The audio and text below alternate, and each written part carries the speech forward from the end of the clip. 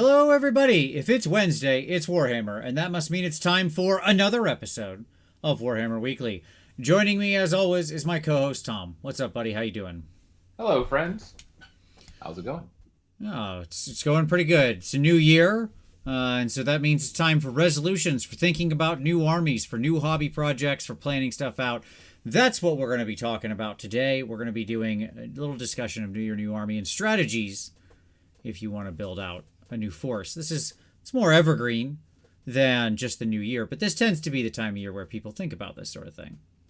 So that's what we're going to talk about. But of course, first we have all the normal stuff for you.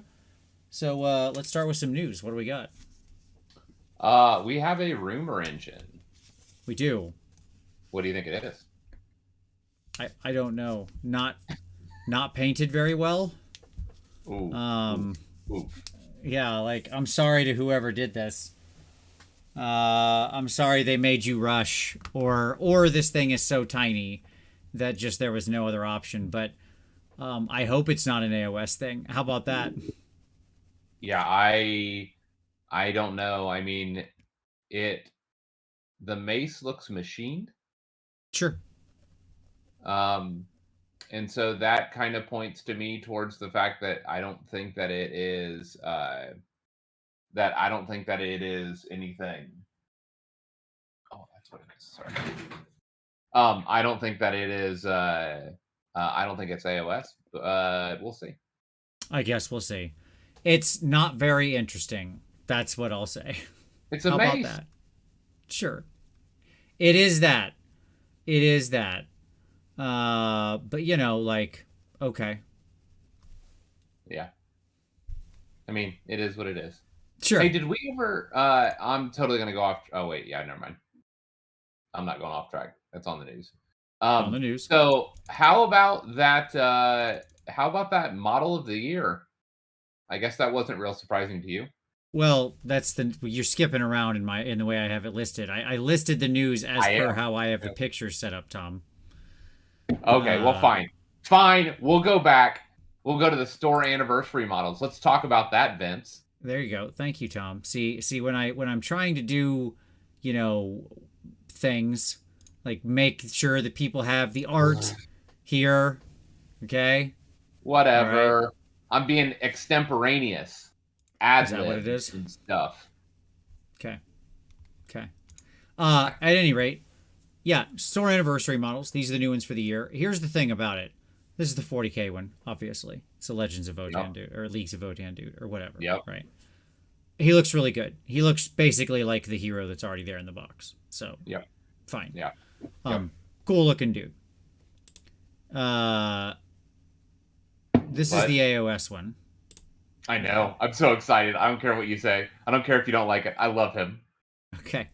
Well, then share your love for this guy, Tom. Yes, he does have a tiny boat. He does have a toy boat. Dude, he's a model maker like you and me. That dude is amazing. I love him so much. And, he's the worst hero out of all of them, the Android Master. I don't care about that. I love him. I'm going to buy 2 of him. That's definitely happening because I want both the boat and the helmet. Okay. I love it. And I'll do a weapon swap for him. It'll be great. So what were you going to be critical of? He has a toy boat. I love it so much. I don't care. Yeah, it's cute. Sure. Like, that is so small in reality. That is going to be so annoying to paint. No, I mean, he's clearly connected at the wrist, right? So what you do is you paint it separate. You, attach it to, a painting stick, and you paint it separate, and then you glue it on. Thank you for explaining the concept of sub-assemblies to me. Yeah. Hey, I hear some of the best painters do it, and, maybe it's a thing that'll pick up. Maybe, like Slapshot, maybe people will start this, bits and pieces painting technique. It'll be great. Sure.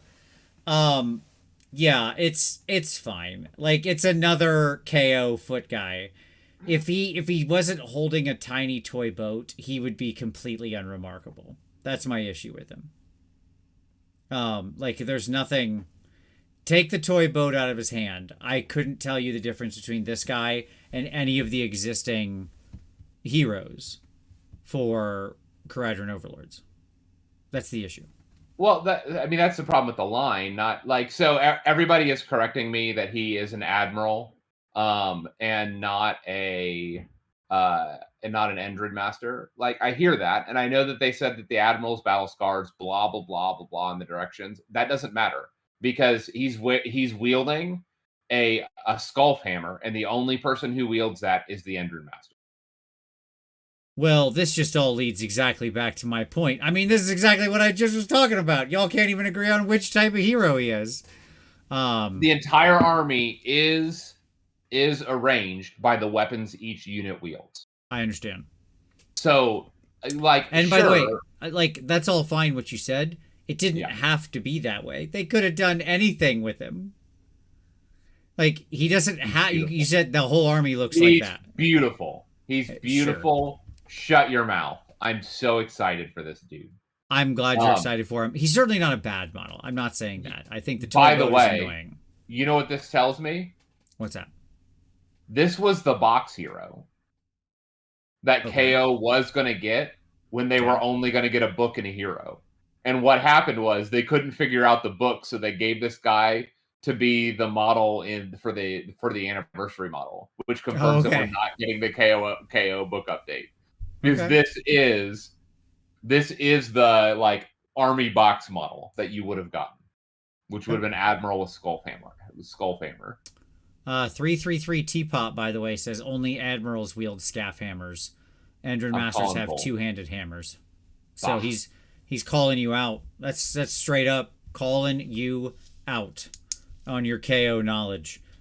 See, I would never claim such a thing because I don't know anything about all these guys and what they look like. All I'm calling is shenanigans. But this whole thing of, I was so happy to see this as part of our discussion this week. That is to say that the 2-store anniversary models are a Leagues of Votann guy and a KO guy, and that is going to dovetail very nicely into a later discussion we have. So just put a pin on that.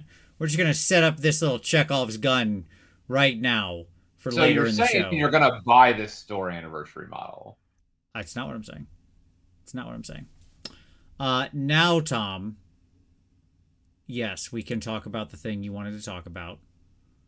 I was just going to mention that the model of the year. Yes. A little bit of a surprise to me, clearly not to you, because you thought it would be the Avatar. I did think it would be the Avatar, and I was correct. Yep, I thought it would be the Demon Prince, which took second. Sure. Well, the whole army box, effectively, somehow that's a model, but sure. I don't know how they do that, but okay, I'll allow it. That's fine. Bill, thank you very much. We're glad to have you along, buddy. It's good to have you here. Maniac's an awesome dude, and I'm forever grateful he did that video. The nature of this box does not surprise me. It took second place. These figs are all amazing, obviously. Yeah. Even though, as we've said many times, the Slaves to Darkness, the head they decided to include in the model was a bit derpy. Yeah. But at the same time, doesn't this seem like cheating that this is the whole box set put up against it? Is this what AOS needs to be competitive? Is this what we have to, is this what we've resorted to place in the top 3? Yep. Yep. We have to put a whole box against one fig. But we're there. Sure. I mean, sure, we're second place again. The perennial slot of AOS, second place. Third place is like it's like 40K model, AOS model, 40K model every year. Every year. You know, Tom, I'm starting to think that this might not be just a straight Democratic vote. That there might be a bit of finger pushing on the scales here, okay? I'm starting to suspect. Because the population of 40K players is 2 to 3 times that of AOS players. It's at least that. But I would be surprised if we even got second. That's what I'm saying. I think they just gave us this consolation prize. I suspect consolation prize. That's what I'm That's crying actually for. probably accurate. Yeah. But So you know what? I'll take it. sure. I mean, that said, that Demon Prince does show up in 40K. He And does. so maybe some 40K We got the crossover vote. Is that what you're Yeah, saying? yeah. Yep. Sure. I mean, you take the chosen, you just put a gun in their hands, done and dusted. Boom, you got a 40K model. Easy. Done. Done. Give him a Uh, bolter. yeah, very easy. Very easy. Cool. The final news item. Yeah. I don't have a piece of art for it. I just have this. I have the actual thing. So I'm just gonna hold it up. So this right here, this is as you can see. Here we go. We'll get real close. Worked with Pro Acryl with Monument Hobbies and Jason, and designed 6 colors for their range. Myself and John. John has them launching as well. They're going to be coming out real soon. Check your local game stores. If your local game store carries Pro Acryl, you'll see them in stores pretty soon. You'll I don't also be able believe to it. order them. I don't believe I it. believe next week. Nope. So, Don't believe it because that teal is not teal enough. well, that wasn't the goal of the thing. To I'm make just saying. the, Like the the goal of the Vince thing color was to, palette. sure. No, that's what it is. The what it should have been. I don't care about your launch. What it Okay. should have been Uh-huh. is the Vince color palette. Like the Vince all models in one box. This, I hate to break it to you, Tom, but that's what this is. I mean, it's really close. No, don't get me wrong. It's really close. Yeah, The so teal is just not teal enough. That's what I'm saying. It's not poppy enough. they already have a teal. I can't just make a second paint that's the same You're just paint. you're like, I'm gonna take this. This is mine now. No, it's 6 new paints. These are not other paints in the range.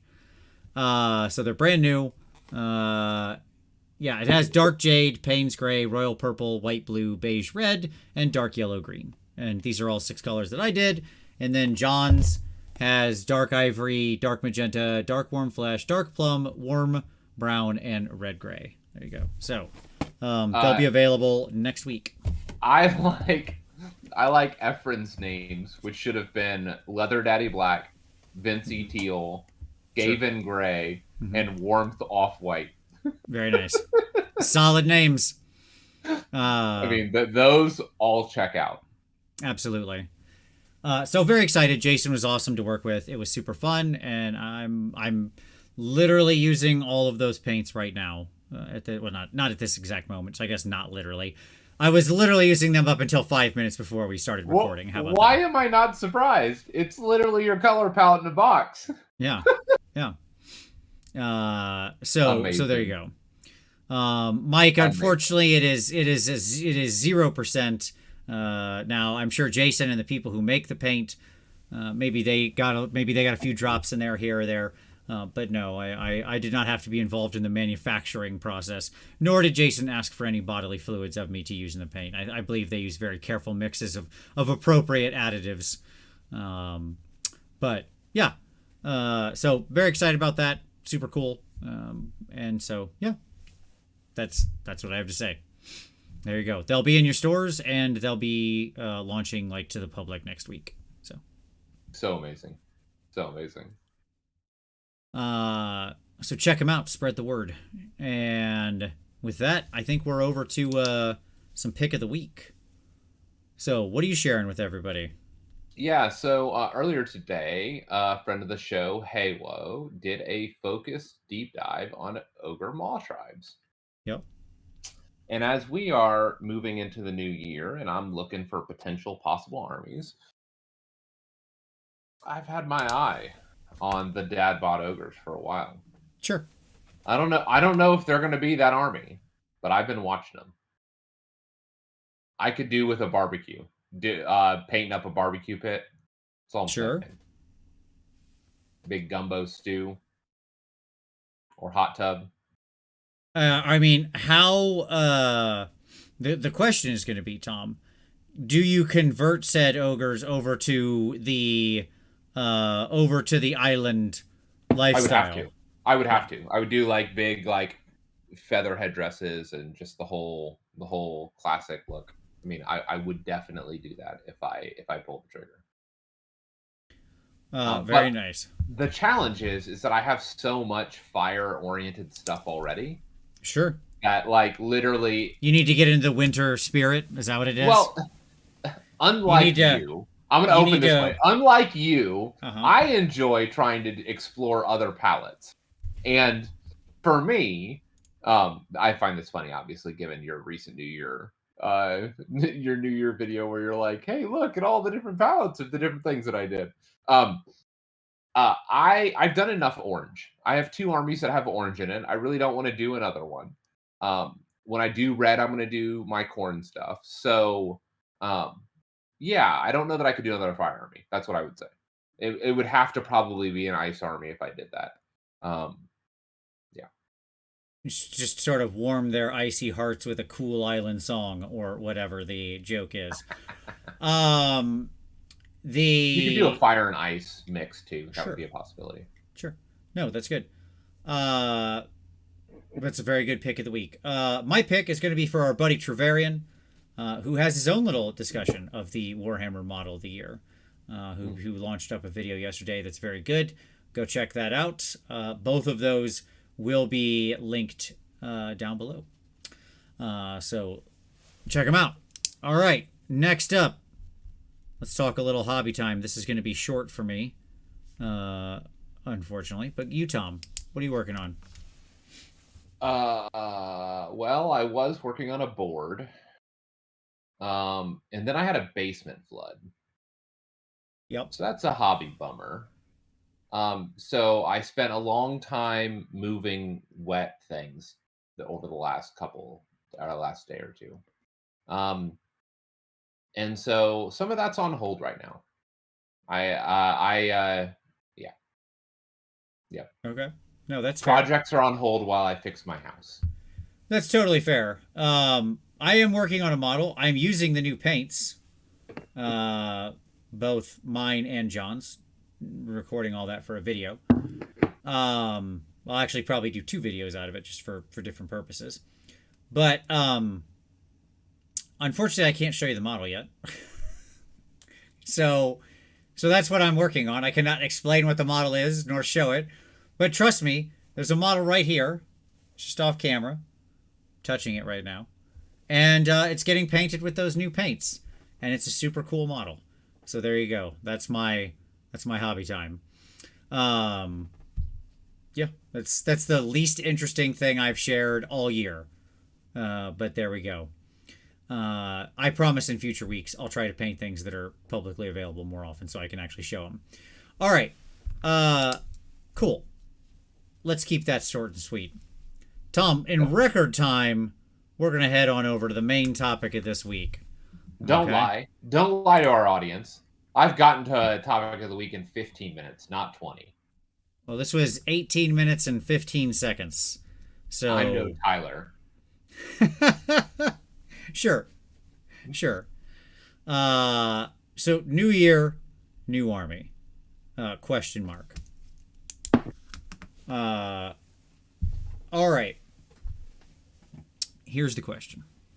Before we get into the actual new year, new army strategies, Tom, I think it's important at this time of year, we all take a moment to reflect on our lives and where we find ourselves in this great journey through existence. We've chosen this arbitrary day, the passage of one year into another, that we all sit back and examine the existential nature of our own place in the wider universe, and then we get together and make resolutions about the new year that will quickly break. So, what are your hobby resolutions for the new year, Tom? What are you doing? What hobby-wise in general, what are your resolutions? Yeah, I'm gonna finish a fieldable force of Soulblight. I am well on my way to accomplishing that. Mm-hmm. I have some painting commissions that I have to knock out. They have stretched way too long. And that's the cleanup. The I want to learn some new techniques. There's a couple things that I want to get better on. I want to get better with my metals. Um, and yeah, yeah, Okay. that's what I'm working on right now. All right. Fair enough. Mine are very simple, I think, this year. I want to be proud of what I put in the case at Adepticon at Golden Demon. Um, and that's a really hard thing to accomplish, I think. Because when you're painting for competition, especially when you put it in a case, all you ever really feel is the flaws and the whatever's your piece always seems inferior, always seems lacking. And I think that'll still happen. But I want to know at least that whatever I put in there, I put the maximum amount of effort that I could achieve into the thing. And so that's a goal. We'll see whether or not I accomplish it, but I'm on the way.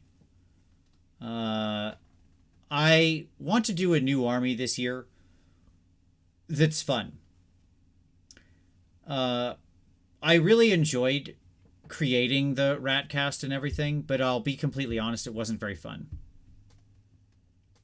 The nature of sort of the paint scheme as this, very intense non-metallic red, like the worst thing to do in non-metallic, just made the whole arduous process really unfun. Like creating the dragon was the most fun part because he barely had any armor on him, right? It was just like actually doing a bunch of big conversions and stuff like that. And so I want to find something I can really have fun with. And maybe that means not painting to the same level of killing myself. Maybe it doesn't. I don't know. But whatever the process is, I want to have fun with it.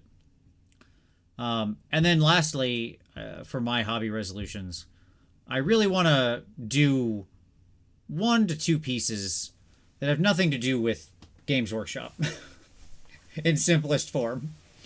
Like 1 to 2 display pieces that will take a long time. It gets really hard to do those when you make videos every week about the hobby. Because, I mean, unless you guys want to watch like the same model show up every week, for like 4 weeks in a row in a video, as I slowly work my way around it, it just doesn't make for good TV. Like it doesn't really pull the views, as it were, right? And I don't care about that as much, but I care about it a little. And so it just gets hard to set aside enough time to sit there and go, okay, for the next 3 weeks or whatever, I'm going to do nothing but work on this, what I hope is a pretty high end project. But I want to do a couple pieces that I'm really proud of as art or whatever that means. Even though I've always said many times that I don't consider myself an artist, and I still think that's true. I want to do some pieces that I at least feel like, okay, I created something here that's cool, that's memorable, that's impactful, whatever, right? And those will probably go to Nova or something like that. But that's my goals. I think those are reasonable. I think those are achievable. Other than just general growth, but that's not a measurable thing. I'm a big believer that like if a goal is going to be a goal, it has to be something you can actually reach, not a sort of just ongoing thing of like, I'm going to be a better person. Like, okay. It's not that you shouldn't try to do that. It's just that's not a goal-based thing to me. So that kind of thing is what I'm aiming for. Yeah, we'll see how I get on. I already know for sure one of the figures that I want to do in that high-level display thing, and we'll go from there. See what else catches my eye. All right.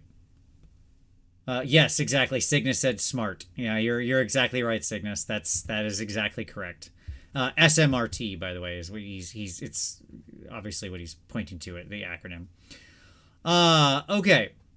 I see a lot of other people mentioning their items, and like their own resolutions, and I think that's good. I think it's interesting to have them, but I think on the end, don't let them hang over your head. Like if you set a resolution, then you don't get there. Don't let it crush you or feel bad about it or anything like that.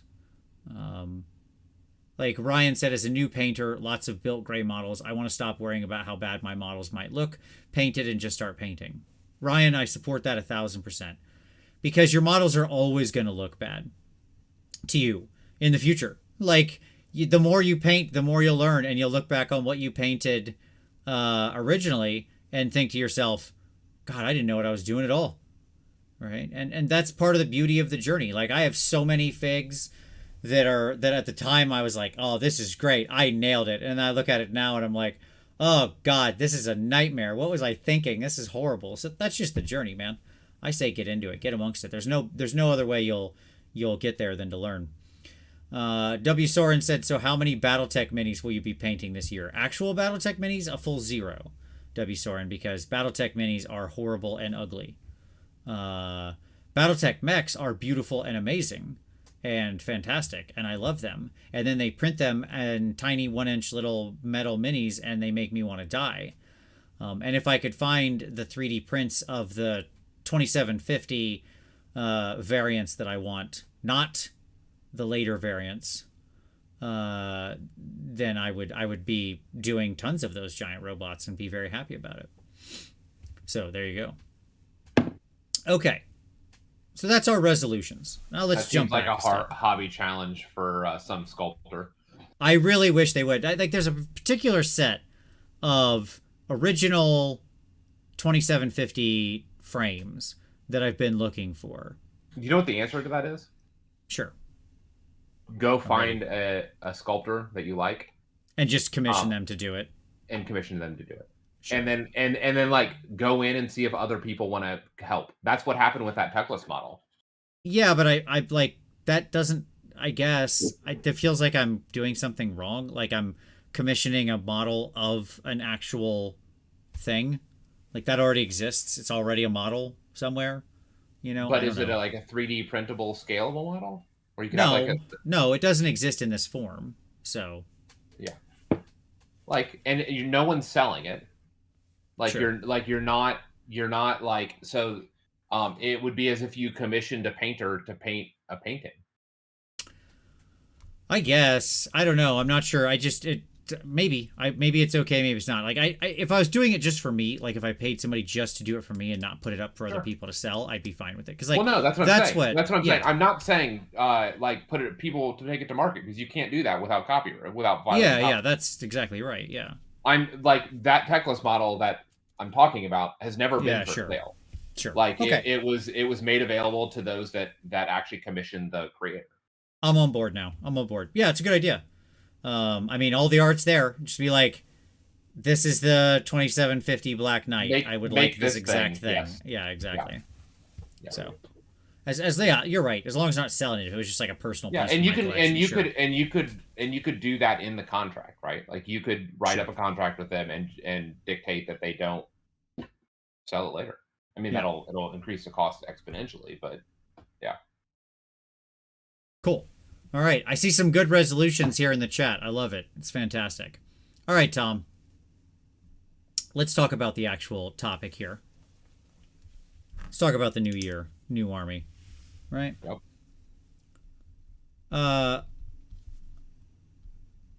I think making a new army is like one of the hardest things you can do in miniature wargaming, right? Yep. Like deciding, let me say it this way. It's often easy to buy the thing. It's often hard to pick the thing and paint the thing. The only part of this whole process that's simple is the part that people often run aground on, right? Where they hit the rocks. And that is just going and clicking add to cart. Right? Sure. Like that's simple. I'm real good at that. Sure. To me, actually choosing the army is really hard. And then thinking, is it like weighing the cost, the interest I have in it, how long will I be interested in it, how much passion do I have for this, how complex is the painting, how fun is this army to play, am I going to actually enjoy it, all of that stuff, right? And so like, how do you choose, how do you plan, how do you execute, and what happens if you lose steam, if you go off the rails? That's what I want to talk about today. That's what I want to focus on. Okay. Yeah, no, I think that's good. I think that's good. Let's talk Because high level strats first before we get into yeah, any it's details. not easy. Right. So let's talk about, just for a moment, some of our past trials and travails with this. So, for example, you mentioned the Soulblight Gravelord's army you're literally in the middle of. Okay. Yeah. Yep. Walk through the thought process there. How did you come to it? What prompted it? Yeah. All that sort of thing. No, it's a great. So it was a combination of a couple things. One, I got super hyped with Curse City last year, and I really liked all of the Virkos models. Like, it had this Kislev feel, and I was like, I'm interested in that, right? And so I just kind of like tangentially started adding to my collection as I saw good deals, but I didn't really have a concept, right? Like, I hadn't like, and what I've learned is that unless I have like a burning vision for an army, like, that army will just not get painted, and I'll just dink Yep. around and stuff will sit on its shelf, and it has to be distinct for me. Like, I can't, like, it can't be just run of the mill. So here's a great example of this. Okay. So years ago, we did right when AOS launched, we did a new secondary army run. So we did like this budget over 6 months where we would spend like, I don't know, what was it, $50 a month? I think so. That sounds about right. Sure. It was 50 a month, and the whole idea was and you couldn't buy more models until you painted old models, right? Yep. And so I did dwarves, and I got in and I started painting, and everything was just stock, which was awesome because I had but it was a contest that was driving me. And what ended up happening was when the contest ended, I still had stuff I wanted to paint, and I've never touched it since. Sure. Because it wasn't interesting to me. There was nothing about the army that actually drew me to it other than completed models that looked appropriate to the box art, right? Like, and that was just not enough for me to be passionate about the project. Fast forward a couple of years to my KO. When I fell in love with that project, it was 2 years later. It was dwarves again, and I was coming off of this loss, and I just wasn't sure. Like, I just wasn't sure, like, I wanted to go in because I really didn't have a clear vision. And then it was an amalgamation of the lore and of some of the models and some of the way that all that fit together and my concept for my conversions, that I was like, that's it. That's what I want. And so I went all in, and I painted it over the course of like a year and a half, 2 years. Sure. And I have a very, very large KO force now. Maybe larger than anybody else in the world. That's I don't doubtful. know. That's I'm a sure bold what's claim. his. I'm sure what's his name in Australia. I gotcha. Like, I have. He has cosplay for the KO, man. He's ready to go. I hear that. I hear that. I mean, like, yeah. So I mean, I have everything painted, and I have like variants of multiple ships and stuff like that at this point, Sure. and stuff like that. So, but yeah, so it was the vision that carried it. It not only carried me through that army, it carried me through a Fire Slayer army as well, and a Cities army that was all tangential to the narrative that I've been painting with the KO. Like, that spilled out of that narrative that made me want to paint those other things as part of their story, right? Yep. And so like, it went from like a one army like concept to way larger, because it went to like a Cities of Sigmar army that was associated with the Fire Slayers, and then it went over to like the pure traditionalist Fire Slayers, rather than those that had been kicked out of the hearth. And so it was just a whole bunch of stuff that just spun out of control, to the point now where I have like 20,000 points of painted fires of dwarfs that are all Sure. super distinct. So, yeah. No, I agree. And I think you hit on several key items there that we're going to drill in on, which is one, what is it that makes something pop for you? That's a really Oh, important question to answer, right? I never answered your original question. Okay. That was the Soul Blight. So to bring this back to Soul Blight, Sure. like what made me sit down with 100 zombies, Yeah. right? Because that's like, and that's not the Virkos. The irony is that that's not what, like, so I had this thing that drew me to the models and to the army, but that's not actually what got me painting. What got me painting was a joint army, a team event that we were going to be painting for, and we concepted up the like Frankenstein's monster zombie like boogaloo, right? Sure. And ironically, it was the war band, the Underworld's war band, that got me painting my zombies. Yep. Because it meshed with what your army that you were going to bring was. Right. And so the combination of those things is what motivated me to like jump in and to do my conversions and to do all that stuff. So, yeah, does that answer it? It does. Because, yeah, like that's what I'm saying, right? I think that it's important for you. The first question you got to ask yourself is what motivates you? And I think for you and I, there's a similarity here, and maybe for some of our audience, that is, it comes from the inspiration of, here is this idea, this concept, this theme, this vibe, whatever. And that can be very tactical, like here's my set of conversions that I'm doing, or here's the feel I want them to have, or the color scheme, or whatever it happens to be. And that has to be in place. For me, that's absolutely the case as well. But I don't think everybody's like that. And then the next thing is figure out what motivates you, right? Does the idea alone motivate you? Is it having it ready for a tournament? Is it working through like a challenge, an escalation league, like you mentioned we did back in the day, right? What is it that's going to actually keep you at the desk and working on the whole thing? Do you just have the discipline to be like, nope, I love this thing. I want this thing. I'll paint this thing. Cool. If that's you, go for it, right? But you got to know yourself to some degree. I think for me, I think it's really funny. Sure. Like for me, like I have to have an event on the table, and if I don't have an event on the table, nothing's getting painted. It's interesting because I think the question of the army asks more about us and when you're motivated to collect a new force than it says anything about the army. I really think it's mostly about answering questions about you and understanding how you yourself interact with the hobby. All right. So let's start simple, Tom. Okay. Let's talk about our new army plans for the year. Okay. You already mentioned a little of it. Your Soul Blight. Now, is there anything else over this course of the year that you think, like, to finish that? You already started working on it last year. So one of the big things that I would like is I am wanting to increase my focus on my children and on playing with them. And so what that means is that, yes, I'm finishing my Soul Blight, but part of that is because I want to do my first city set. Mm-hmm.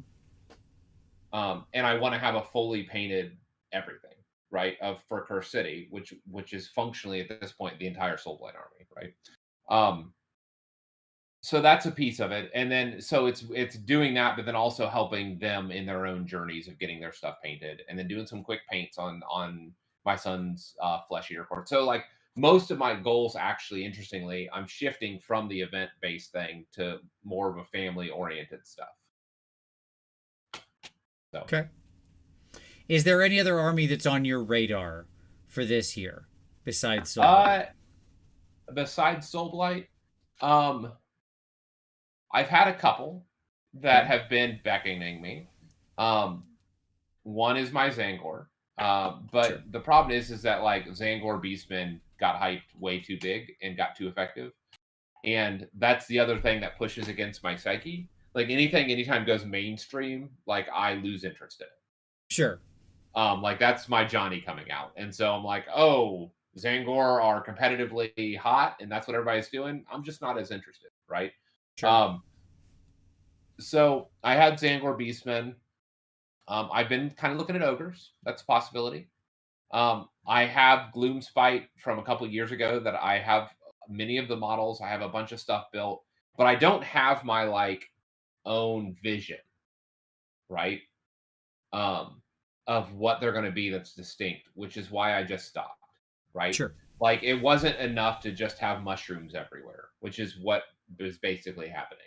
Sure. Was like it was just super elaborate basing, and I was like, cool.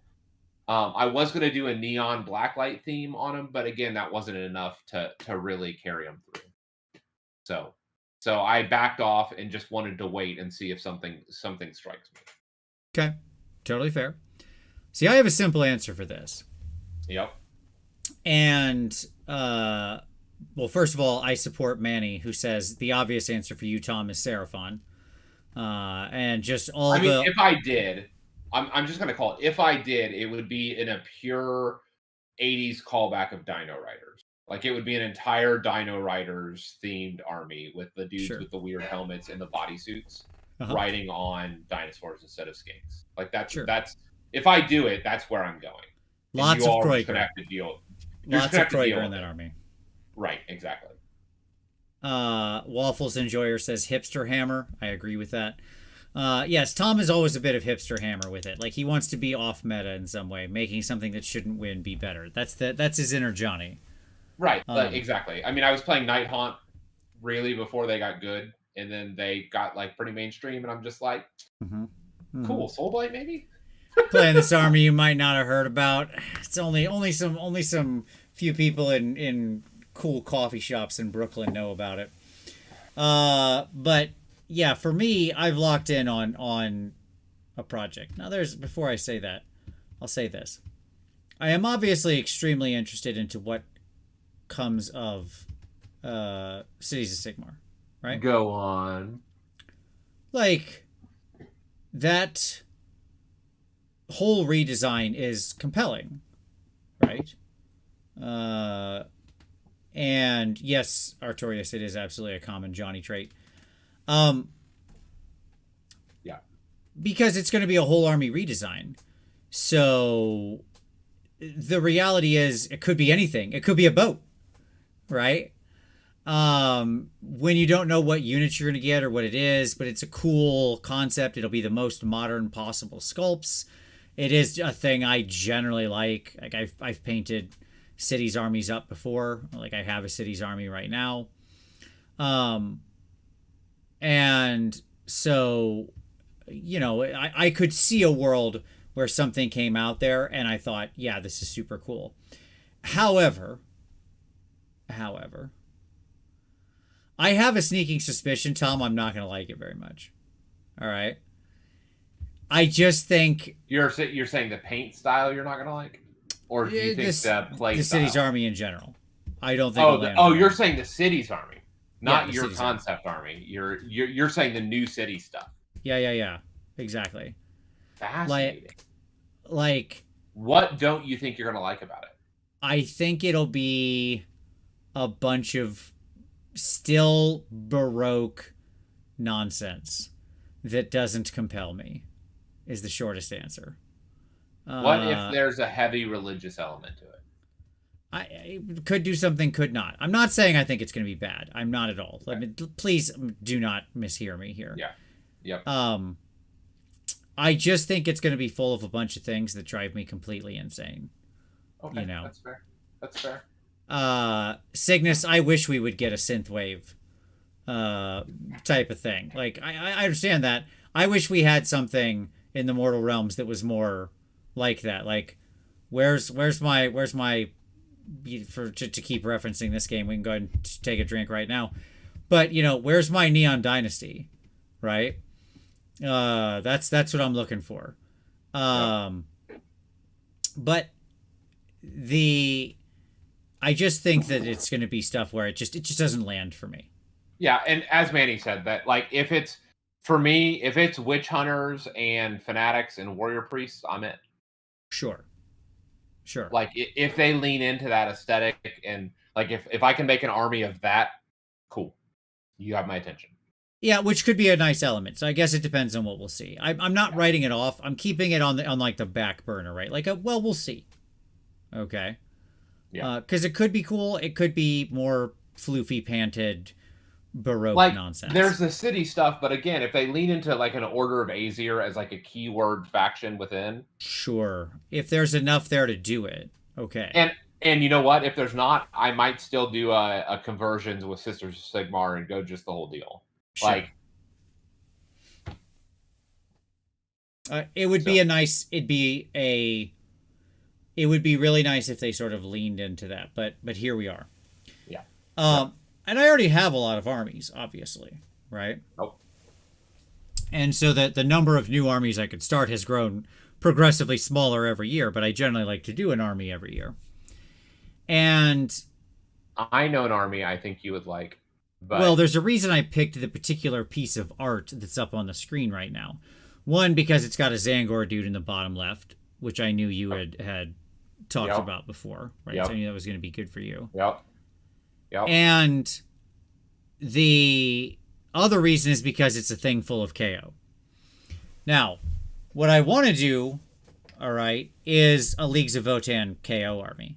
Like, I'm just going to take the entire Leagues of Votann stuff and convert it over. I won't use a single KO model. I might use some KO bits. Could you have anticipated you're doing KO and I'm doing Tzeentch? Well, that'd be very funny because, yes, that was the original flip. But hey, look, Germ, I'm not hating on the floofy pants. I'm saying, well, I am, I guess. I hate the floofy pants. There's nothing wrong with them. So, yes, I am personally hating. You got me. But, like, I don't want the balloons. I don't like the aesthetic of KO as it exists in the world. Sure. Okay. Sure.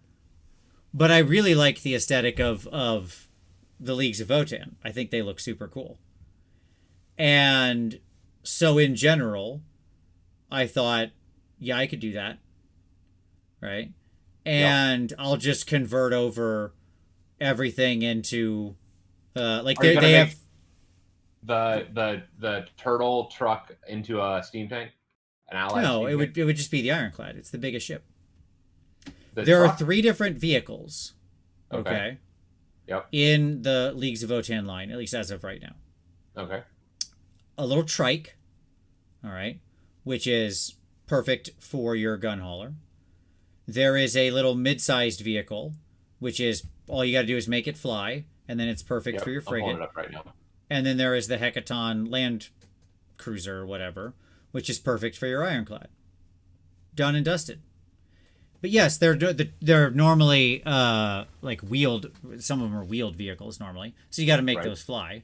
That's not hard. You just get rid of the wheels. Easy. That's easy. And you put other things beneath them.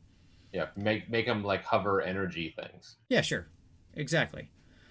Talon says Vince doesn't like balloons. Confirmed city states will be 100% blimp based. Sure, I'd believe it. Just blimps everywhere. So and yes, the trike is like a hover trike, by the way. It's already flying. So it's just the 2 other vehicles you would need to convert to be flying. So, I'd be down for that. And like, by the way, their troops match really well. There's like a really nice, almost 1-to-1 with the various troops that you would need to be doing. Like there's a great, the regular Hearth Guard or whatever, like perfectly simple Arcanaut and so on and so forth up the line. I'm a big fan of Grimnir. That dude looks sweet. Talking about Santa Claus? You talking about Space Santa Claus? Space Santa Claus. Space Santa Claus rules. He's amazing. So you're gonna do any conversions on them, or are you just gonna do them? Yeah, straight? sure. No, absolutely. They'd be converted. Like, I'll probably hit you up for KO bits and use the actual KO weapons as opposed to the 40k weapons and stuff like that, right? And I have lots of that. Yep. But I would do them all with a lot of them with open face helms or whatever, like not use their helmets. Well, I have lots of KO heads, like stock heads as well. So if you wanted to, you would have that. No, because the boxes come with awesome dwarven female heads, which is the problem. I don't like the way, like all dwarven dude heads look exactly the same. They look exactly the same. It's all the same Yep. guy. Okay. Yep. And it just Yep. holds no interest for me. Yep. I don't like dwarves as a like that is to say fantasy. But you're Dwarven making a races. dwarf army. Sure. Who called that on their bingo card this year? Well, I haven't made it yet, so let's not take the credit for that. But I still have to do it. Sure. But I love the but I love the idea of just making it all female. Because the female Votan head sculpts are all really strong. They're all really nice. It's some of the best like female heads they've ever done. So like that was just a simple boom, done, there we go. Easy peasy. Yep. And so that's my army plan. I think it'd be really fun. It'd be a cool conversion project because like I said, I would integrate some KO stuff here and there, like bits, to make them more interesting. I do want them to feel like they're still seated in this world and not like I just painted a 40k army for AOS, right? Like I would want to make them feel like they're part of the world. AOS, yeah. Yeah. Ironically, I would be taking 2 land-based vehicles and making them sort of flying vehicles. Well, I'm upscaling the technology to move them into the mortal realms. As somebody pointed out, you could do drills on the front and make them tunneling. No, rather than make it fly, it tunnels. That land vessel, if it was a floating thing, will look awesome. Like I can picture that in my head. Like that was one of the first things that really locked me into this. So there you go. So that's my idea. Mick Guffalo says, when are you going to enter to Middle Earth strategy battle game? I played it back in the day, the original, whatever, when it wasn't called that. Like when it first came out, I played Lord of the Rings or whatever it was called at the time. Back in the early 2000s, like right after the movies. And it was fine. It's just my problem with it is its true scale. It's true 28 millimeter scale. I want bigger figs, not smaller figs. I'm old, and getting older every day. Somehow that keeps occurring, despite all my attempts otherwise. So continued like smaller figs. No. Small true scale stuff. That's straight out.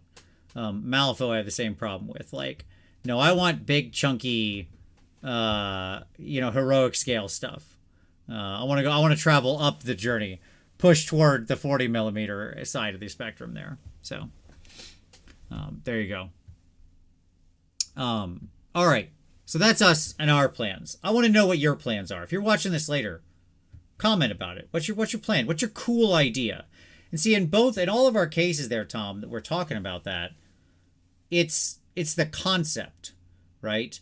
Like for me, these Votan guys, I want to do them as cool KO pirates. And so that's the idea. And like having all of those conversions and things I get to play with, big vehicles, which I like painting. These are all things that I enjoy, right? I like the concept. I like the painting process should be fun. I'm missing one thing though, Tom, for KO, and I'll tell you why I won't do this project until it happens. Like this will be a late in the year project. I can say that already. You know why I know that? Why? Because I hate the current KO book. And as much as that shouldn't be a hurdle, it just is.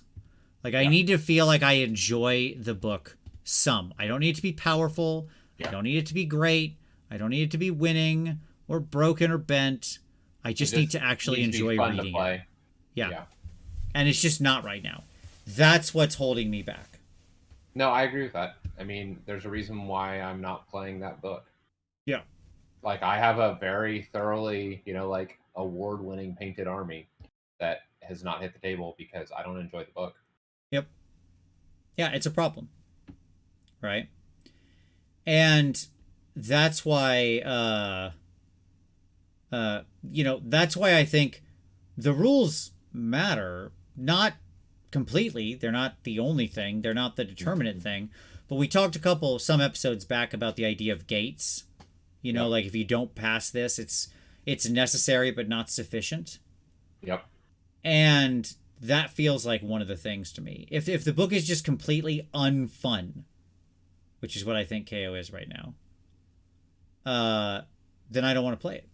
Like I that's not going to motivate me, because some part of me painting it, while I'm painting it, I'm thinking about the fun I'm going to have playing it on the table. Yep. Right? I'm getting excited to like put my models down and be like, yeah, let's do this. Let's roll some dice. Right? And when I have nothing, when nothing in Caradron Overlord's book interests me even in the slightest to play, that's a problem. Mm-hmm. Yeah. Right? So, okay. No, I agree with that. I do. So let's take this back to brass tacks here. All right. Let's talk about picking and planning. All right. Because we both talked about it. So we've both arrived at some kind of picking, and we're both thinking about planning right now. This is the stage we're in. Okay. Yep. And to me, this is sort of the thing, right? Like I have at least 4 considerations when I'm thinking about a new army. Mm-hmm. All right. 1, price. How expensive is this going to be? Right? I mean, that's a concern. 2, play experience and my tastes, or your tastes if you're watching this, right? Like, what do you like to play? You know, if you like to play an aggressive, run out there, smash face, get in a lot of melee fights force, and then you look at Lumineth and you're like, this is the army I want to play, you're going to have a bad time. Right? That is pizzaing when you should have French fried. Yeah. Okay? The painting complexity, and that, by the way, isn't necessarily, that could mean the individual models are overwrought and over detailed. That could just mean you've got Skaven and 150 clan rats. You've got 140 clan rats you got to paint or whatever. Right? And then the play complexity.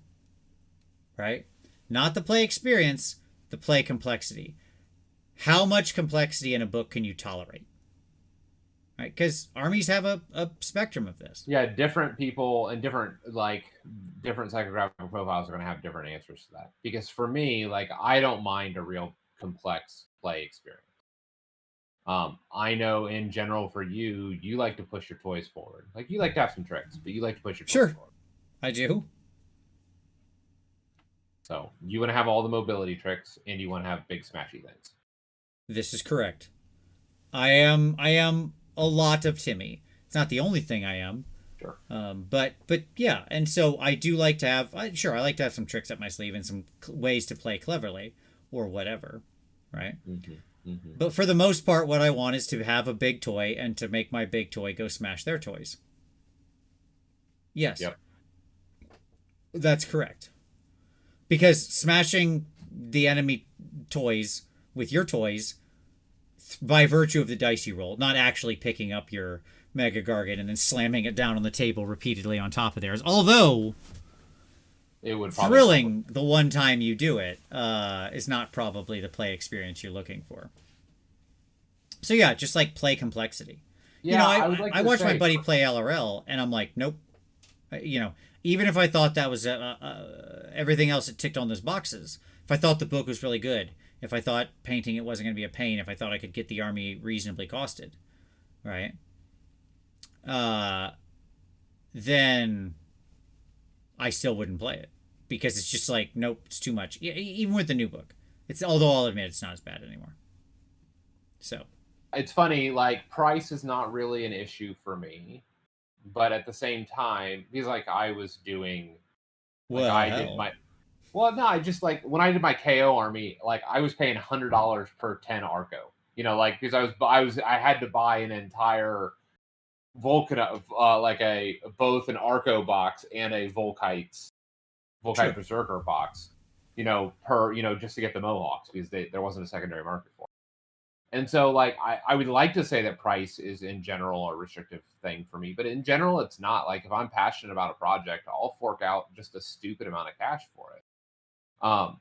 But at the same time, I balance that by like I regularly buy product that I may never paint or touch, because when I do see good deals, I lock in the good deal and then I just resell it later if I decide no, I don't want to do it. And so I am in some sense somewhat price sensitive. Or if I do decide to make a jump into an army, like I'm only making a $200 decision rather than an $800, because over time I've accumulated a little bit of this and a little bit of that, such that I already had a large portion of that army. Sure. So like for my Zangor army, this is a great example of this. I have like 24 discs now unpainted and unassembled, and like 30 Zangor and a shaman. I'm still not sure I'm doing that army, but I have it. You but just like, found really good secondary right, market deals. There, some stores were trying to get rid of boxes. They had a bunch of Aether War boxes. They had a bunch of the Lumineth boxes, and they were breaking it up and selling stuff out of it.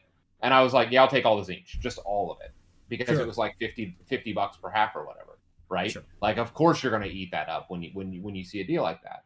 And so I'm sitting on all this ridiculous Zinch. I don't know if I'm going to do that army, but when I decide to do that army, I'm going to have almost everything that I need, barring a couple purchases, right? And so for me, I take a different approach. I'll often like buy, accumulate, and then I'll move later if I need to. Gotcha. But yeah, but I don't also think like know that. Not everybody, like most people aren't like that. Sure.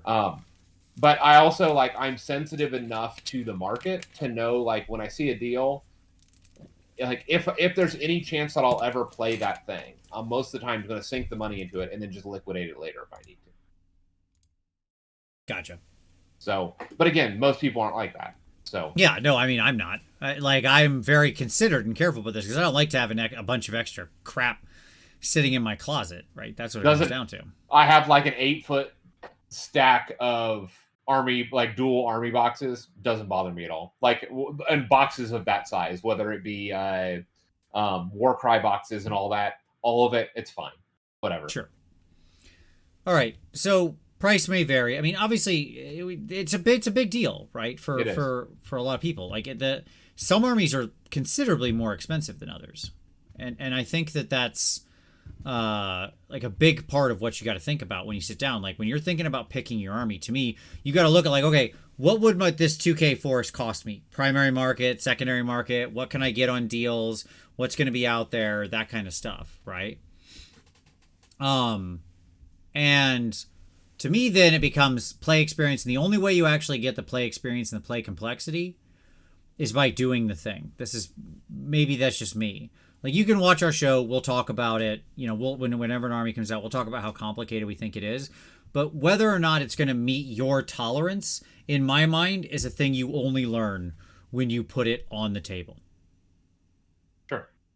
Sure. And so doing things like proxying the army and playing a couple games with it is invaluable experience to me. I do that with most new army projects that I before I get into them, unless I'm like so jazzed on my concept, right? That I'm like, nope, I know I'm in for this. I love the book. I read the book. I'm in for the book. Like at first blush, I'm 1,000% in. Okay. And there's just no question in my mind, right? And then the painting complexity, I think it's the same thing. You got to paint a model. You pick a model from the army, whatever a standard dude is, and you paint it. Yeah. Right? And it's like, was it fun? Do you have a scheme you like? Do you have a concept you like? Can you repeat this, ad nauseum without losing your mind? Yep. Right? I was afraid, for example, on my Lumineth paint scheme that it was going to be too much. But when I did it, like it was super simple and super fast. And I was like, oh, maybe I'll do a whole army of this. It's that type of thing because of just how quick it came together. And so sometimes like don't overlook, right? When like what a good simple paint scheme will do. No, it's a fair point. Absolutely. And I agree, Chris H. Like 3D printed alternatives are out there. If that's something, if you have a 3D printer, or you can always just go to, some places on My Mini Factory and so on. You can have it be printed for you. So that's also a great opportunity to keep the price down. Sons of Batman army can be one of the more expensive armies or the absolute cheapest army in AOS, bar none, period, end of story. Right. Right. And with that, like, you can also be strategic with the pieces that you're printing. So, for example, my son wanted a Flesh Eater Corpse army, and he, you can buy basically the entire army as getting started boxes. Which, by the way, if you're ever possibly maybe interested in Flesh Eater Corpse, now is the time to go buy getting started boxes. Because when that book refreshes, they will not be around. So you need to get your army now, because it is one of the cheapest if that army interests you. Okay, that's my PSA.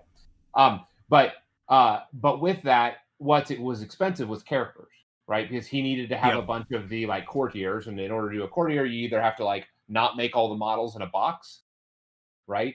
And then the Vargolf, like everybody's gonna want a Vargolf, they're like $40 for a bad model, right? Yeah.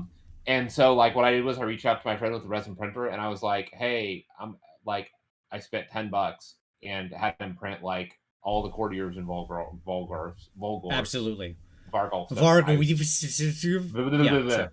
All of them that I would ever need, Yeah. right? Like two different poses or whatever. And I got all that for like $10 in sculpts, from the retailer. And so I say that to say, resin, if you strategically resin print, it can go a long way. Yep. No, I think that's totally fair. The other items I don't have listed here that we mentioned is like once you've crossed the hurdle of all of these things, which to me, all these things are like the necessary hurdles you got to get over, then it gets into the motivation, right? Yep. Of what makes it work for you. Is it a concept? Is it the rules? Is it having an event where you want to bring it, right? What is the thing that locks you in to a force? Does it just speak to your soul? I am a firm believer, and we talked about this in a previous episode, but I am a firm believer that people choose armies on vibes. That's it. Okay. By the way, if you vibe with your army, hit the like button. Don't forget to hit that like. It helps the show. So there's my little call to action. Don't forget to hit like, everybody. I hope everybody's having a wonderful new year. Like I picked Skaven on vibes. I thought they were cool, and I vibed with them. Same with Slaanesh, right? Yep. And I think that, but it's not just that, but I think that's the beginning. You've got to vibe with it. You've got to find a paint scheme you like. You got to find a concept you like, a basing scheme you're interested in. Like all of that stuff matters, right? Now, I don't think it's really easy. Let me say this. I think it's really easy to get caught in a trap where you just think about this forever. Yep. That's also true. Where you just get stuck in the planning phase forever. Well, I'm going to do this, but I'm not sure about the base yet. I just can't get the color scheme right. On and on and on. And then you never do. Right? You just plan. Right? And to me, that's where the real challenge comes in. Yeah? Yeah. So I think what you've got to have is a concept. That's the important part. So it's the difference between a concrete plan and a concept, right? Like I want to do like when you sat down and you decided you want to do your Soul Blight and you wanted them to be, our sort of universal movie monsters horror thing. You didn't have every color you were going to put on the zombies picked out. No, not at all. But you had a concept in general. Yep. Right, of where you were going to go. Yep. Right? When I did when I thought of my rat cast, I didn't think of every element of them. Right? Or what are they going to be? I picked up one guy, I painted one guy. And I got the experience of doing it and said, okay, this is what we're doing. Same with the orcs. Same with everything I've done, right? I started from one and then went. All I had in my head was a concept, not a detailed, specific, achievable, measurable plan. Yep. right? And I Yep. think that's it. You've got to have the general idea of the thing, and then you just go and you start doing, and then you adjust off of when you first play it, and you figure out what units you like, what units you don't like. When you first paint a model or two, you figure out what paint about your paint scheme works, what doesn't, what about your basing scheme works, what doesn't, and then you change from there. Yeah, it's so funny. Like um I got uh what was it? Almost halfway through my zombies before I got the concept of like how they fit into the picture fully. Like the whole Sure. sanitarium like worker thing. And Yep. like deciding to put them all in white clothes. Bold choice for zombies, right? But Sure. but like it took me to that point to really like solidify. No, wait, I'm gonna do this. And then it made my paint scheme easier, as weird as that sounds. Um, and it solved a bunch of issues for me. Yep. Yeah. By the way, I just want to. I missed a news item that I feel I would be remiss if I didn't mention it. Oh, okay. Sure. Um, until the 8th, which is in 4 days, you can still get the Flesh Eater Court King on throne. Oh yeah. Yeah. Yeah. And so for those that do want an Abhorrent Ghoul King on throne, you have 4 days to do it. So, and once that's gone, it's going to be gone. So, that should have been in our news item, and I forgot. So. Nope. You're good. And I agree. Where is it at here? I lost my comment. There you go. Quirrell, who says plants never survive when the first paint encounters the miniature. Yes, exactly. You know, you can, and that's just it. So you can have all the plans you want in the world. They're not going to actually generally work out. You're going to need to change stuff as you get into painting it, playing it, new books come out, so on and so forth. So that's why I say it's about having a general concept more than it is about, everything will be this exact color. My gems will be purple, and my armor will be teal, and my hair will all be pink. I mean, that's just every army I paint, so it gets really easy. But, there you go. Yep. Okay. So, Yep. Tom, I brought in an old slide here. It still has some of the old pictures on it, but it's still pretty accurate. But I wanted to bring this back in for people since Sure. since it is, cogent to this discussion, Yep. which is the upper left. People asked about this in the last show or 2 shows ago or something.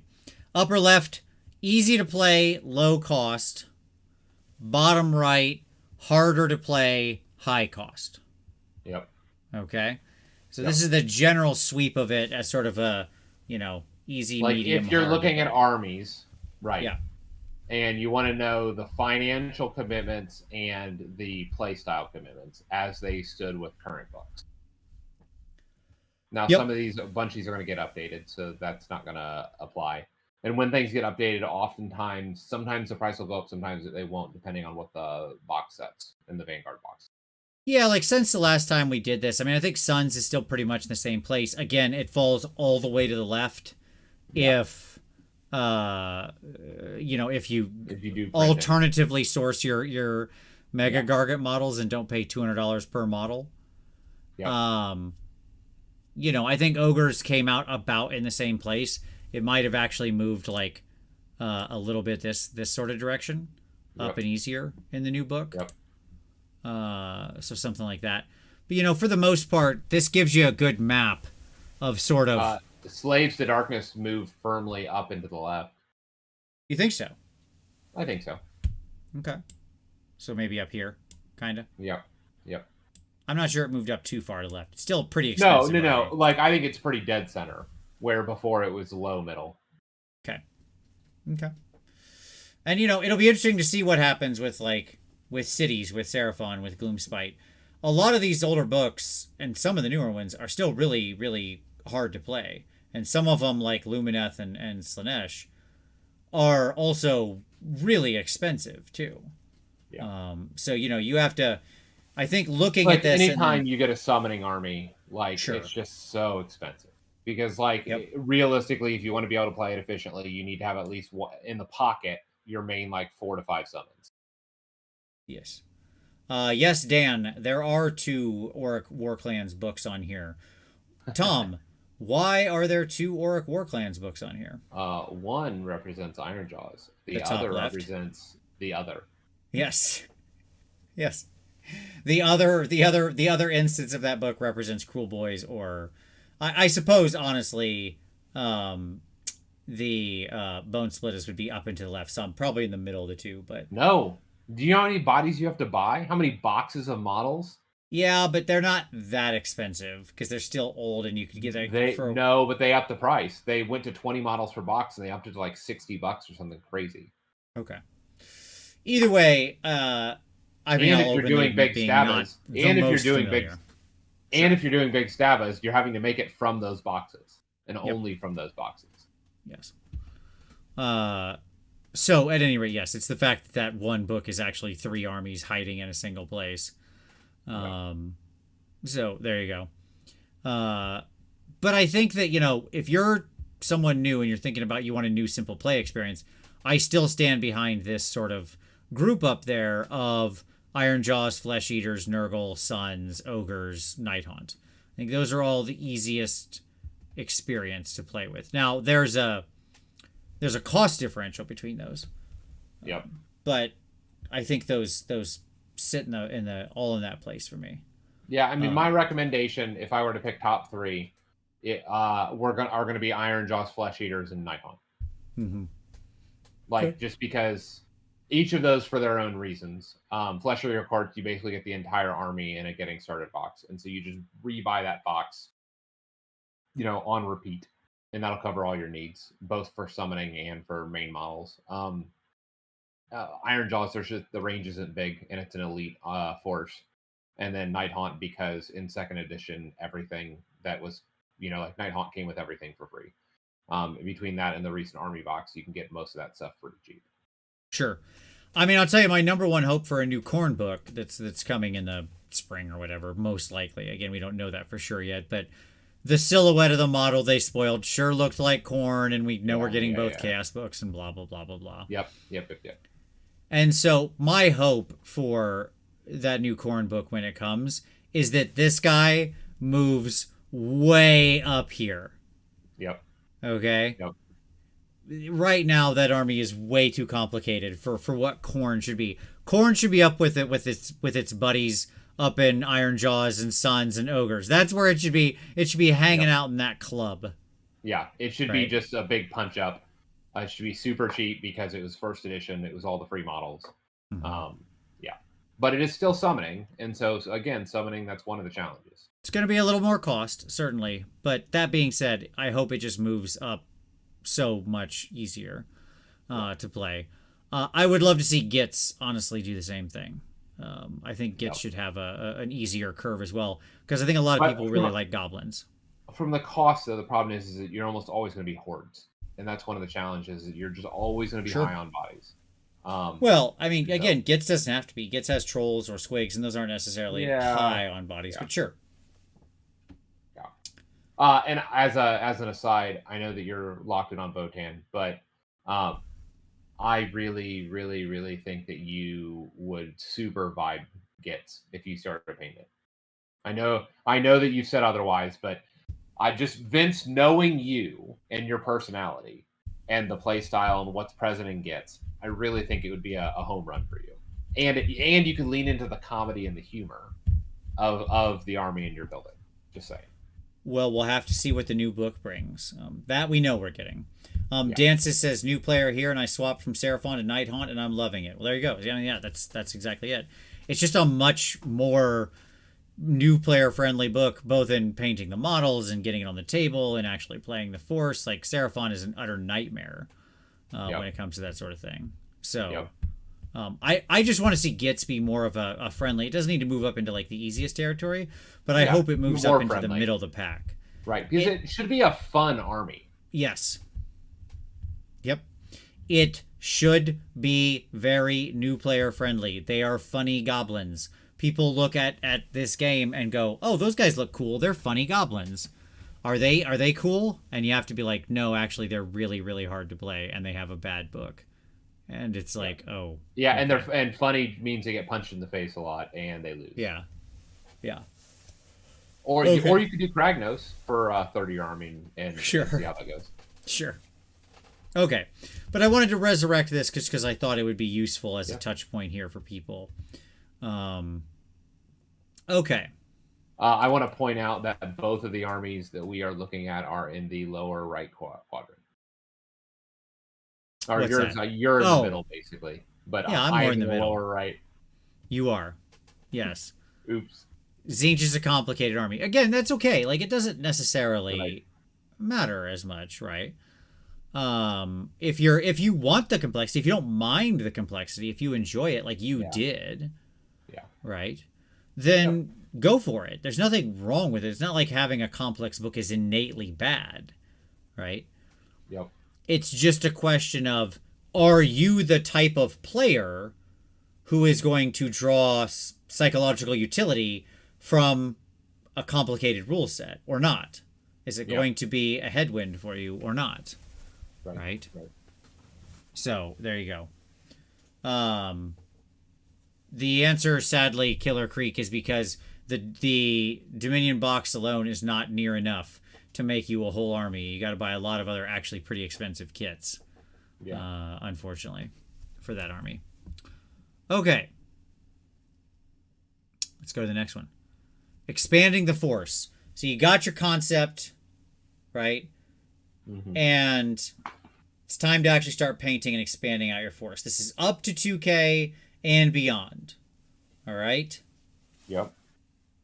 So let's ask a couple questions. Tom, when you paint an army, how much do you expand? Because you could start with like a Path to Glory or something, or an Escalation League playing 500 points, right? And that's fine. That could be your starting force. Like, lots of people do that. I mean, where do you go to? Yeah, that's a great question. I design for an event. Okay. And so if I'm starting an army, most of the time my year starts out with Holy Havoc is what I'm designing for when I'm starting a new thing. So normally it's the fall that I'm starting new armies, like really getting in and committing. I'll begin design process in the spring, late winter, spring. These are normally like the first part of my year is finishing up projects, which is why I said that like I have to do my commissions and stuff like that. And then I'll get to the new army concept and acquisitions. But what I'm designing for then is for like the teams event or whatever in the fall, right? And I'll aim at 1,000 points for that.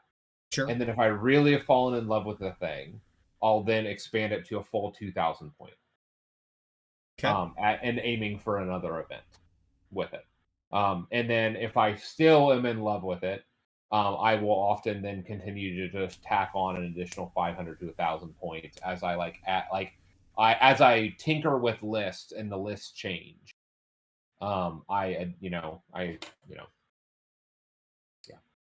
I think that's a really good way to look at it. So the way you set it up is gates. Yes. Right? Of course.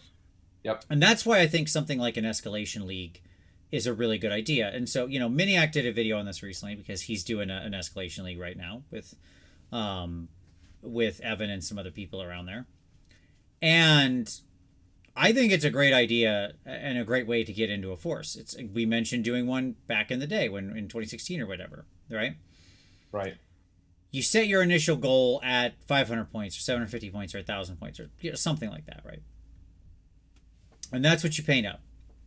And you see how you like it. You see what you enjoy. And in my mind, if you get to 1,000 points and you're like, I'm done, I don't want to do this anymore. Okay, stop. You're good. You don't need to go any farther. Like, that's functional. Mm-hmm. I think AOS is fine at 1,000 points. You can play in a team's game. You can get a friend over and say, hey, bring 1,000 points something. I'm going to have 1,000 points of this thing I painted. We'll play a team's game against somebody else. Right? So 2-on-2. Yep. Right? Doubles, as it were. As here in the States. And I think that's okay. I think that's great. That can be an army. You can call that an army. It's all right. There's nothing mythical, magical, or required about that 2,000 point number. It's an easy gate to plant a flag on, since it's sort of the standard size of match play, but I don't think it's required. That's number one I wanted to get out of the way. I think if you got a good 1,000 point force that you like and you had fun painting, congratulations, you've got an army. No, right? I agree with that. Yeah, yeah. And then and like for me, part of it is like playing with my kids. Like Sure. that's a big piece of this, and that allows me to play with my kids, right? And it's Yep. like, well, I don't often do 2,000 point games with them. Sometimes we do. Like with my son, I will. But with if it's not just my son, but like my daughter or whoever else, I don't always. Yeah, I don't always do full. Yeah, Full size games. Yeah, absolutely. yeah, full size game. And then, Germ isn't wrong. Like doing that pre-testing where you just play on TTS or something, or with proxies on the tabletop, at a 2K Yep, force is also a good test. But I think if you're having fun, then you push to the 2K. You keep going, yep, right? Because that will get you to sort of the standard match play number. yep. Once you're at that point, you're going to have another gate, another milestone, another check-in. You say you're still enjoying this. Are there still units you really want to paint and add to the army? And I think that's a big thing. Some of these armies are really large, right? Yep. And, for Like me, yeah, like Soul Blight. sure. I just keep adding stuff to my Slaves to Darkness army over time, to my Slanesh army over time. Those things just to my Skaven army over time. Those armies just absorb things in them because they release new kits, or I decide I want to paint another unit and I enjoy painting that stuff. I just think it's fun. I don't feel any pressure with it. I'm not racing toward a goal anymore, right? Yep. It's just literally, this seems like a fun thing to do. That's how I have 7 Claw Lords or whatever painted. Yep. I can't use 7 Claw Lords ever, but I liked all the models and wanted to paint them, so I did. Yep. And I think once you get to that 2K line, you can start giving yourself the freedom to paint the pet units or the models you just think look fun, look cool, and you won't notice it being a task. It's not a trial anymore. You're not trying to get to something. Right?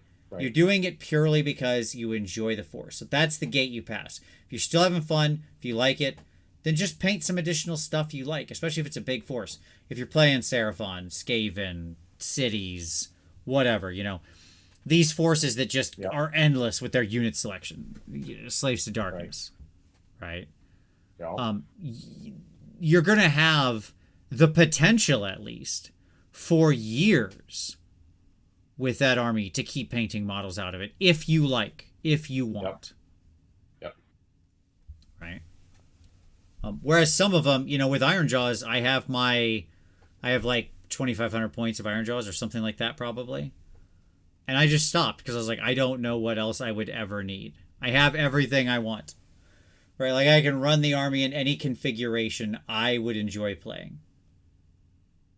Done. And I like what Legionnaire said. The 2,000 point line lets a new model become an entertainment project.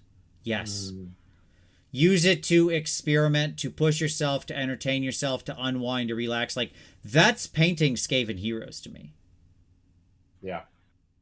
They're like, oh, I need to relax. I just spent a long time on a competition piece or display model.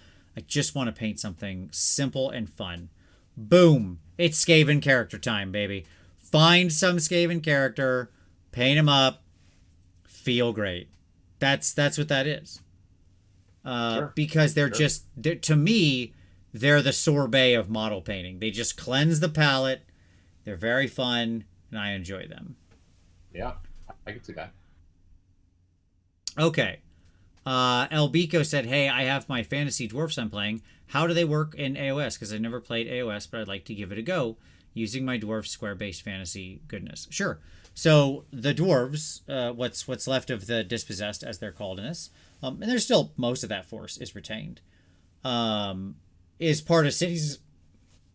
Is part of Cities of Sigmar. So it's a combined force representing kind of the civilization, the bastions of civilization. The dwarves and the elves and the humans all work together now to survive against everything else in the world that wants to kill them. And you can run a whole city's army just of dwarves. That's very easy and completely doable. So Yeah, like hammers and long beards and your rune lord and the main guy. What's their warrior hero called? I don't remember his name, but sure, that. The Warden King. There you go, the Warden King. Thank you, and so on, right? Like gyrocopters and gyro bombers and all those sorts of things. So yeah, that's how you would do it. And they all work. Cities is meant to work in power pairs, where like the hero buffs the troops of their particular kind. So it's pretty good. Doe Screen says, I always feel the conflict between painting my army per my specific way I made it at first for consistency and exploring new techniques and colors after the 2K. Very good. Very good point. Okay, Tom, you are a weirdo obsessed with ultra consistency. So for you keep going, right? When you add to the force, you try to match everything exactly to how it is, right? Even if it's a paint color that I don't, or a line that I don't use anymore, I will go and pick new up of that so that it matches the old. Sure. Like, so that when Vince Venturella picks up my model to paint, he can't tell if I painted this early or late outside of the actual painting technique. That there's no actual development in the paints themselves. I use the same style across the entire force. Okay. So you can do that if you want to be a lame person like Tom. Sure. Or you can be awesome. And if you want to be awesome, then yeah, once you get over 2K, that should free you to make new subgroups within the army. Like when I paint additional things over the top, I will often just create a secondary color scheme. I'll still align elements. So like, okay, the cloaks are the same, or some details are the same, or the basing's the same, whatever, right?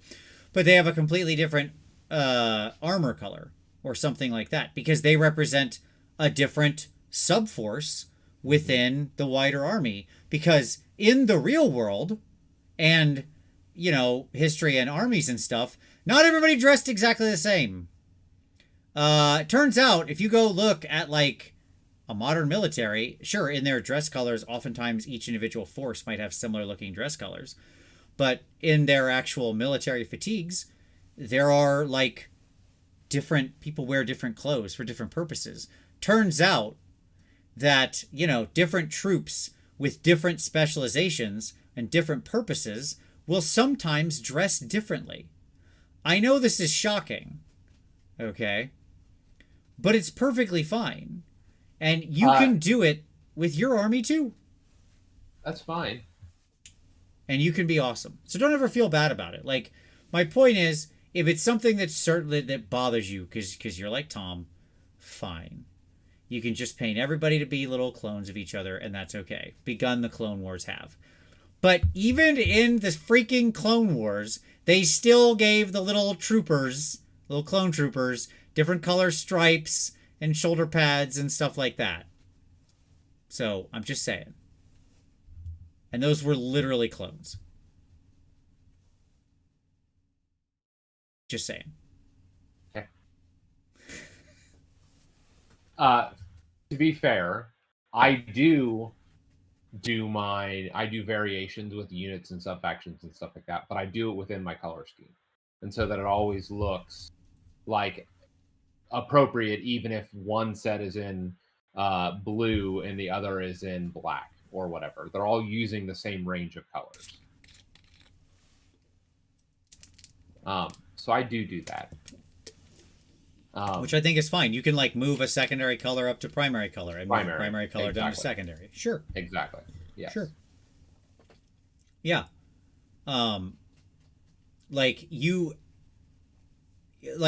You can have different types of forces in your army. Somebody asked if you ran S2D, would all your warriors and knights be the same color? Oh, I don't know if this is for Tom or I, but I'll answer for me. No, they are absolutely not. I have many different colors of Chaos Warriors representing like different god alignments and or different types of forces within there, different purposes. But you could. I mean, like, there's nothing that says you can't paint them all, just one color, and they still align to any god you want. It's fine. Yep. You can go either direction. But just never feel bad about wanting to experiment or grow or change things as your force. Okay, Now, we haven't talked about the middle point on my slide yet here, Tom. Okay. I want to talk about the meta cadence and why you're playing the army. Okay? Okay. Are you playing the army because you vibe with it, you love it, and it's cool, and you have a passion for it? Or are you playing the army because it has a good book? Yes. Okay. As I said, to me, the book, when I say good here, I don't mean good like it crosses the threshold of acceptability, which is what my line is. I mean good like it's a strong army in the current meta. Yeah. Okay. Because the meta cadence, what I'm saying by that is like, what's good and what's bad, quote unquote, whatever the heck that means. Sure. Right?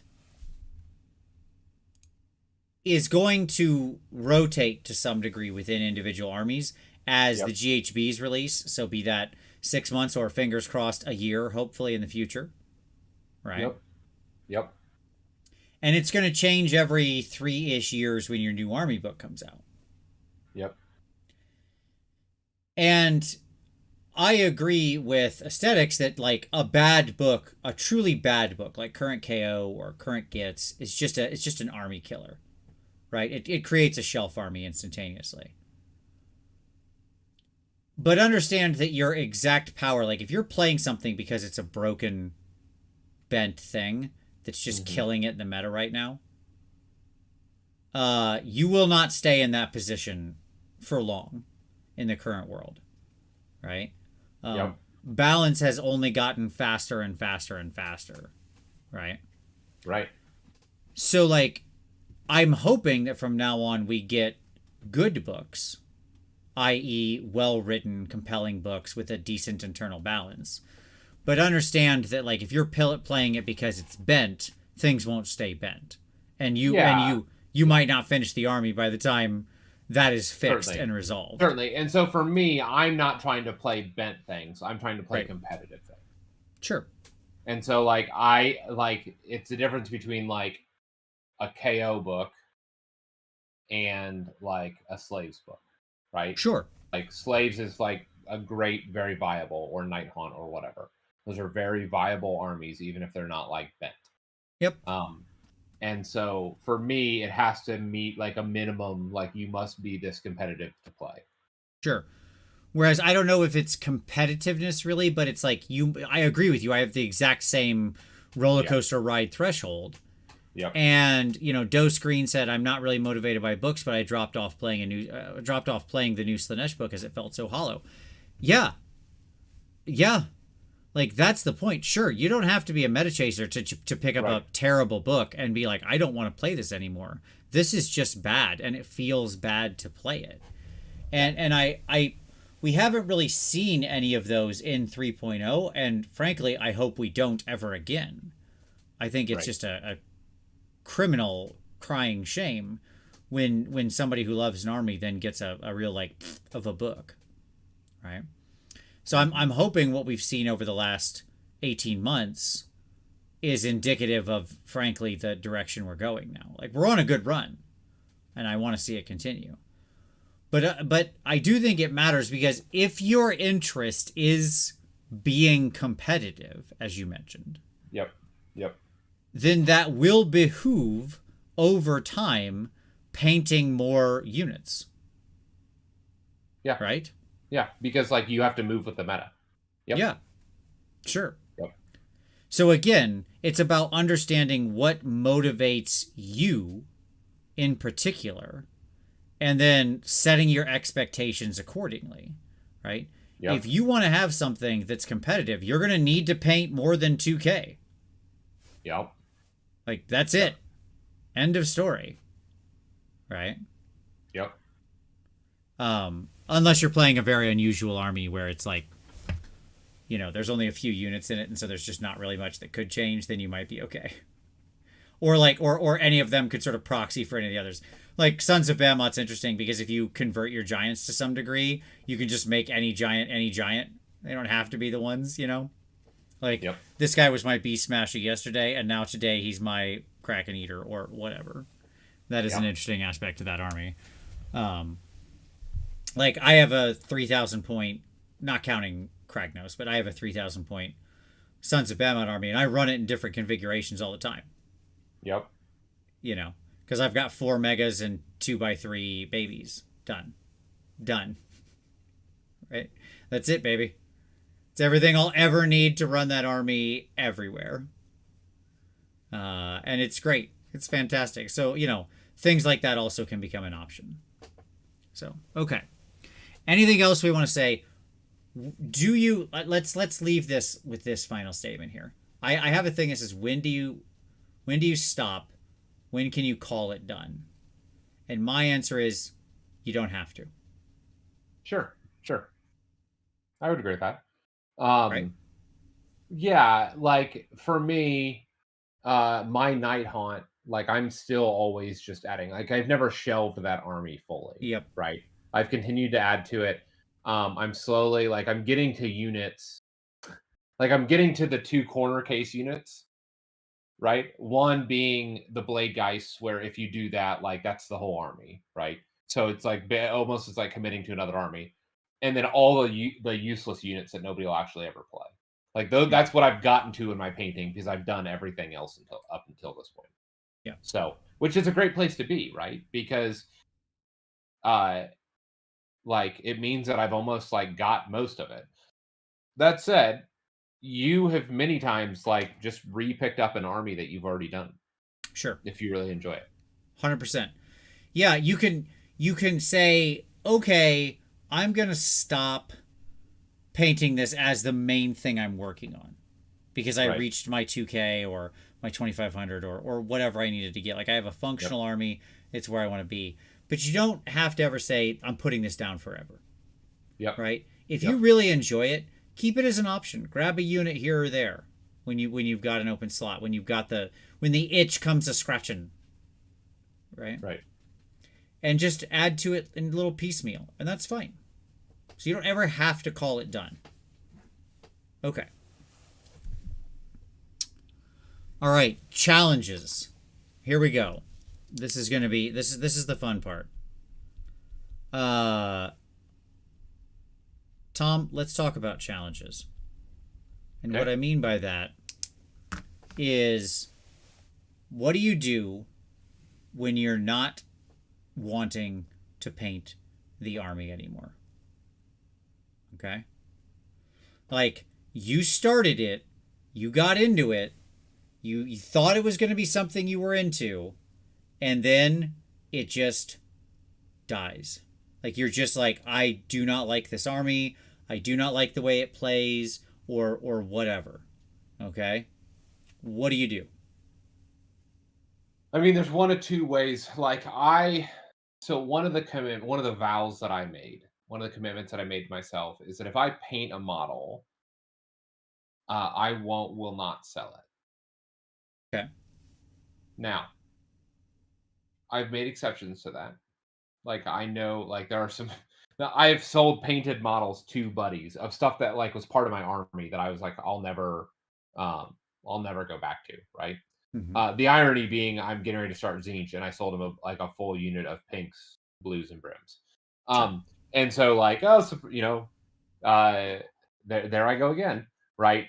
So maybe I shouldn't have sold that, but I say all that to say that in general, like I don't sell any model that I've painted, but if I've built stuff and I'm not going back to it, like what I'll do is I'll keep what I've painted and then I'll Mm-hmm. sell off the rest that I'm not Okay. going to actually hold on to. Like I know Okay. that I'm not going to do anything with now or anytime in the future. So Okay. for like a year or two ago, I sold off all of my excess Nurgle. That wasn't my main stuff because I was like, I just don't see going back to Nurgle within the next year or two. And at that point, I'll buy new bundle boxes or whatever and restock any of the models that I don't have right Mm-hmm. now. So I have kind of a 2-point approach where like I hold on to what I have and I'll throw it in a case or in a storage box or whatever, but I'll keep it. And then my excess that of that army I'll often sell off. That's how I've went about doing it. I know a lot of people have different philosophies for how they approach it.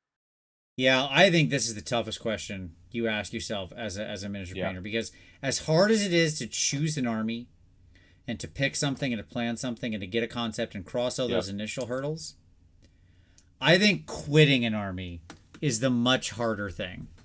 Okay? Yep. Like, I think what most people do is just ghost their armies. Sure. Sure. They tell themselves, Yeah. well, I'm They'll still get back to working it. on it. Yeah. I'm gonna get back Yeah. to it. Okay, and then maybe they sit down. Maybe it sits there. It's in some semi-finished state.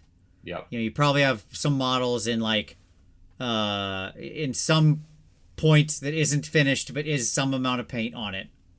Yep. Right. Yep. And, uh, and then they're like, okay, I will get to it eventually. Right. Yep. And my answer is, No, you won't. sure you will. I think one of the secrets to this, to hitting, to losing steam, is to do the following. Here's my methodology. Okay? Yep. You put it to the side. You don't work on it. You pick up another project. Yep.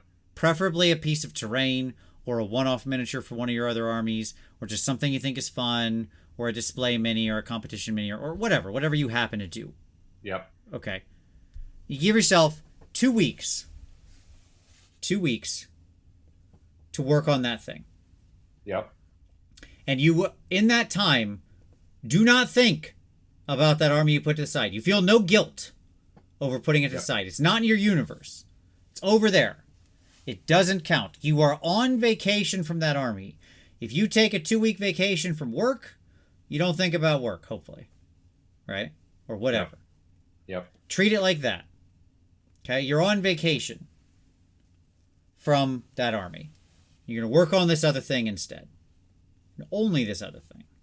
Yep. Or it could be a couple small projects, by the by. Like, I'm only going to work on a bunch of terrain for the next 2 weeks. Cool. Okay. That's great. That's a thing. Even though it's a bunch of individual pieces of terrain. All right. Then you come back to it. Right? 2 weeks later, you sit down and you finish something. One model, one unit, whatever you can stomach. But force yourself to finish it after that 2-week break. Yep. Okay? And then you look at that and you ask yourself, did I enjoy that? After taking 2 weeks off from not doing it, did I enjoy it? Do I want to keep going? If all you needed was a break, if you just needed to recharge your hobby batteries, right? Yep. Then you're done. You're good to go. Okay? Yep. You're back into it now. And that can happen sometimes.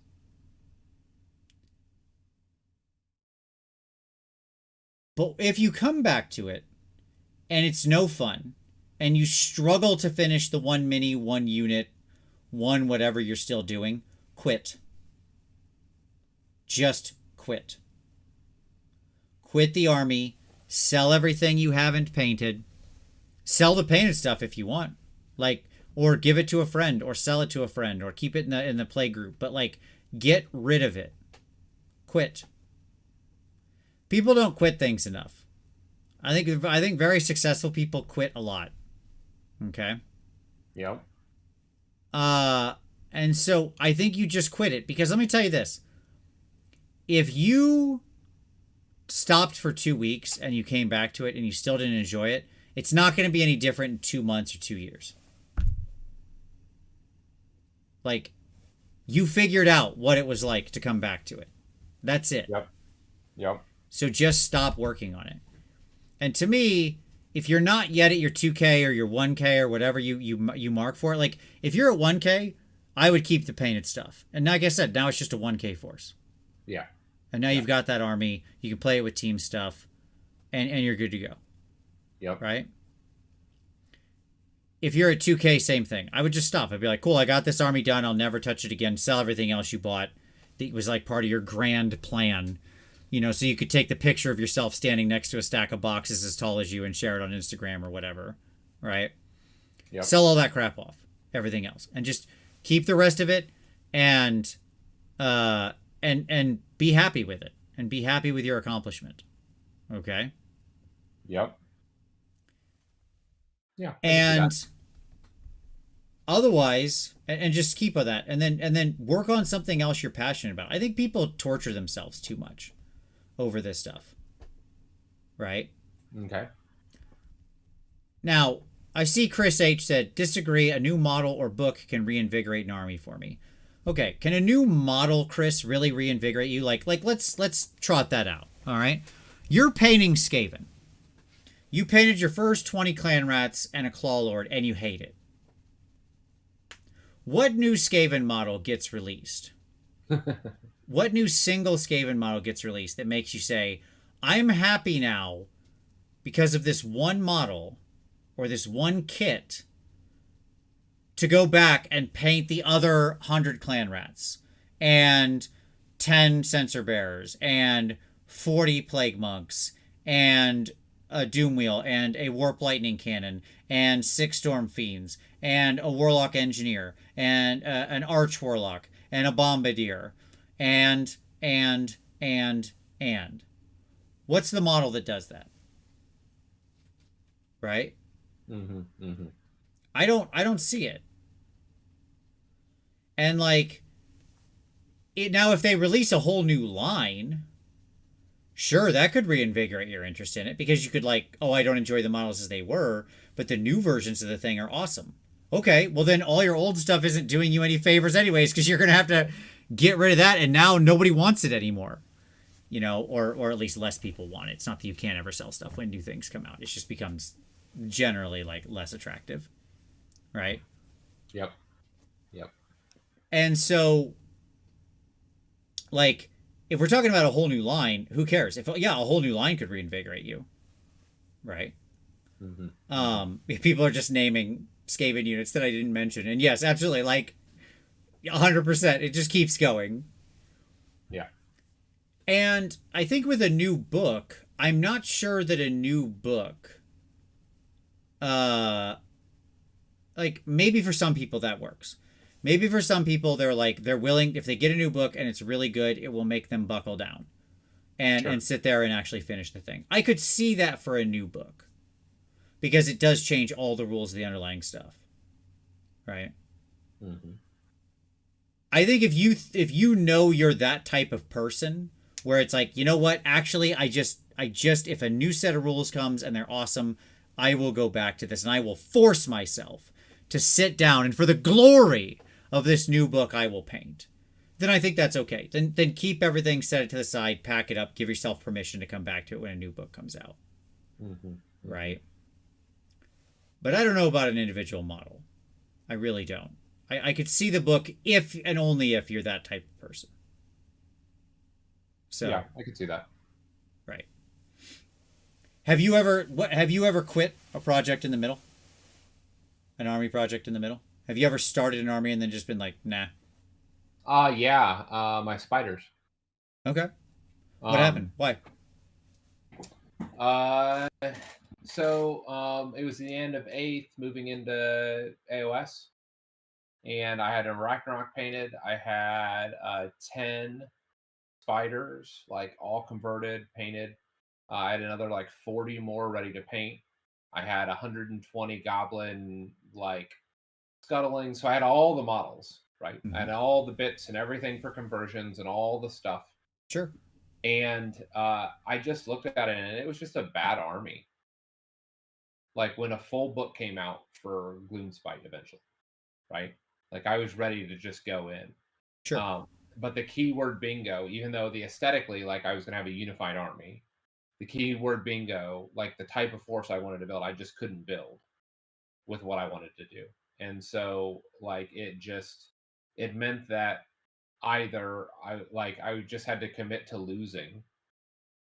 I was going to pour countless hours into converting and painting, but I was just going to lose all the time because it didn't meet my minimum bar so like the cool factor, I jived with it. All those things were it, right? Sure.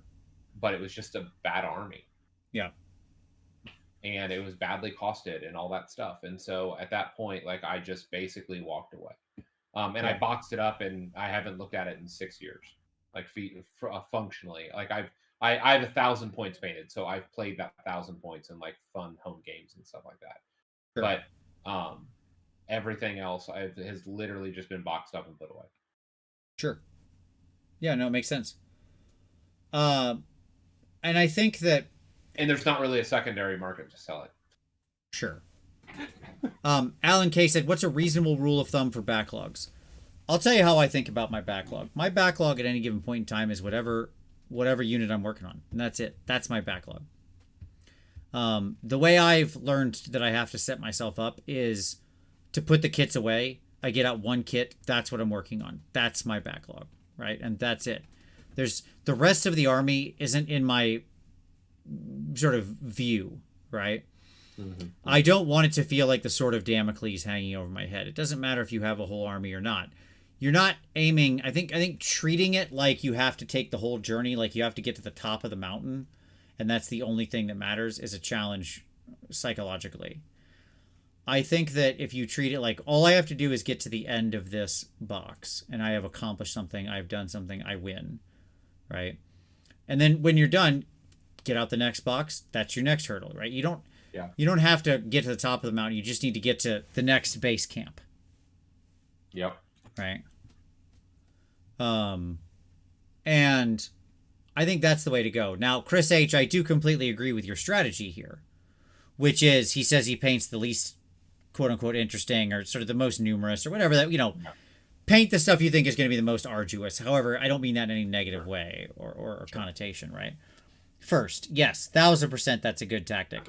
I will usually do some of that and then reward myself with a character or something, or something I find fun, and then more of the quote unquote boring stuff, and then reward myself with a fun model, and so on and so forth, right? Yep. Exactly. Scott Moss said the backlog is what's on the table. That cupboard is just the place where you restock the backlog. Exactly. I really highly encourage everybody to think of it like that. 100%. Because then it removes the pressure, the weight. All you're working on is this thing. That's it. What you paint next could be another unit for the army, could be something else. Right? Yep. And because stuff is just going to be there. And the trick here is opportunity cost. Right? If every time you sit down to start something new, you feel like you're picking A, but you're not picking B through ZZZ. Yeah. Right? Then the opportunity cost feels massive. Yeah. Okay. Whereas if you're just picking B because it's the next thing to do and it's what you're working on, no opportunity cost, goes away. Right? Oftentimes when I'm working on an army, I will literally buy just like 1 or 2 kits at a time to completely avoid that. That's insanity. Yeah, not everybody like sometimes you just end up getting the whole army, and that's fine. There's nothing wrong with it. I'm saying like the way to do that is, the way to do that is to get them out of sight, out of mind. Yep. Right. Yep. So you're only working on this one thing. Absolutely. Canceled Logic says the stuff in the closet is just potential options. Serenity comes from closing tickets. Agreed. Yeah, absolutely right. Right. Jeff Grunska, what do you do when your army is hated by your friends? Like he's playing Seraphon. Makes it tough to keep painting. Yeah, this is tough. This is a really great question, Jeff. I will tell you my answer is you try to build different armies that your friends will find fun to play with out of that force. Like that book is really, really annoying right now, but there's probably a not horrible force for them to play against. Yep. In that book somewhere, right? Like, we're going to lean into like Saurus and do Lords on Carnosaur and stuff like that. It's certainly not as powerful, and it's kind of a more fun. It plays exactly how you think it would play army. And that might necessitate painting up some more units yet again, right? Having all those options. But I think that can be a thing. Like when I take forces to play with some of the people in my club who prefer more casual games, I don't optimize the force intentionally. I take like pet units and fun wacky stuff and just try it out. Like I try different combinations of the units to see what, just have fun with them, to play something I don't normally get to play, right? And so on and so forth. And I think that's generally the advice I would give. Yeah. Yeah. Okay. Tom, what are we leaving everybody with? What's our closing thoughts on this journey if people go on this year? Don't fear new projects. Yep, good advice. I like it. Why? Because you can always get out. Yep. Right? Like there is a booming secondary market. You know, if a project suddenly does not grab you or the meta shifts underneath you or whatever, just move it. Yep. I think, or if you're not financially crunched, just stick it in a box in a shelf in the back shelf, and you can come to it some other day. Yep. Absolutely. Oh, by the way, Doug Beard here says, what do you do when you get stuck in deciding what color to paint the army? So I have a whole video on this, on choosing a color scheme, Doug, so I would recommend you go check that out. I have lots of what I hope are useful tips in there. But the answer is you follow the process of beg, steal, test. Okay? So beg is just like you ask other people around you for ideas, your friends and stuff like that, for what they think would be cool. Steal is you look at other people who've painted the army and find inspiration. There's no original ideas in miniature painting. None. Zero original ideas in army painting. These things are sold too much in mass and painted too much in mass. Yep. And then 3, right, is you test. You grab a model, you paint it, you paint over it again, and you paint over it again, and you paint over it again, and you paint over it again until you get to somewhere you want. And you don't try to be clean with it or do a good paint job. You just get some paint on there and see if the colors are hitting. And you hold it a little bit away from your face and you squint at it and you say, does that look roughly right? That's the advice in short. Yeah, so I agree, Tom. Don't feel committed. I mean, this isn't a lifetime commitment. You're not having a kid. Right. You're purchasing some plastic that you can resell. Right? Right. It's not the same. So you can try it, see if you like it. But you can do those tests. Pick up one model off eBay, paint it. Do you like it? Proxy the army out or play it on TTS. Do you enjoy it? Right? Look at the rules on Wahapedia or something. And if you don't want to buy the book even first, like there's options out there. Right?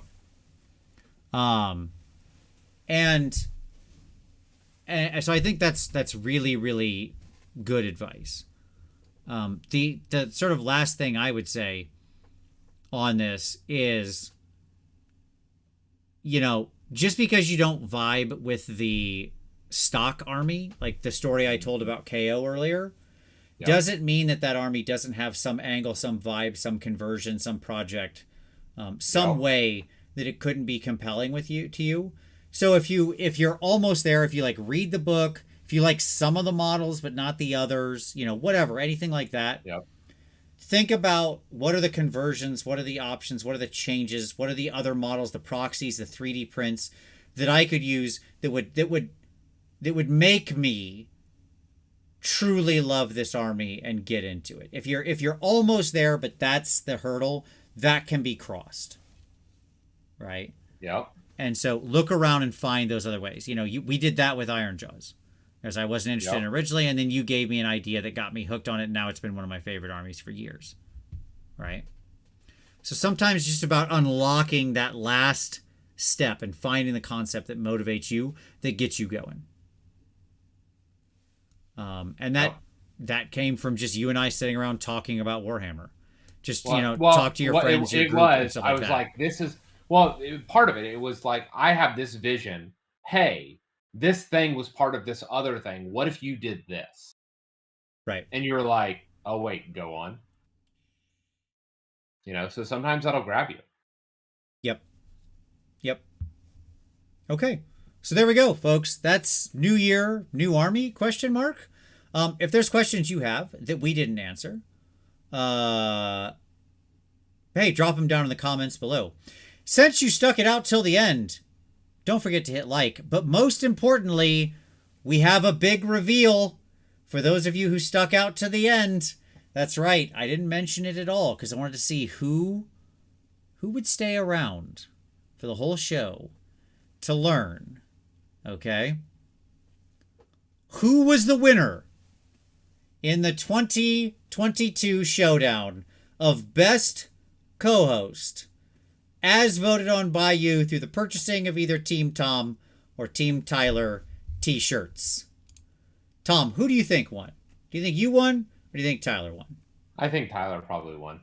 Okay. All right. He's a more gentle soul than myself. I'm a little bit more polemic. I see. You're an acquired taste. You're the coffee of co-hosts. Indeed. Okay. So this is the Marvel post-credit scene here. The grand reveal.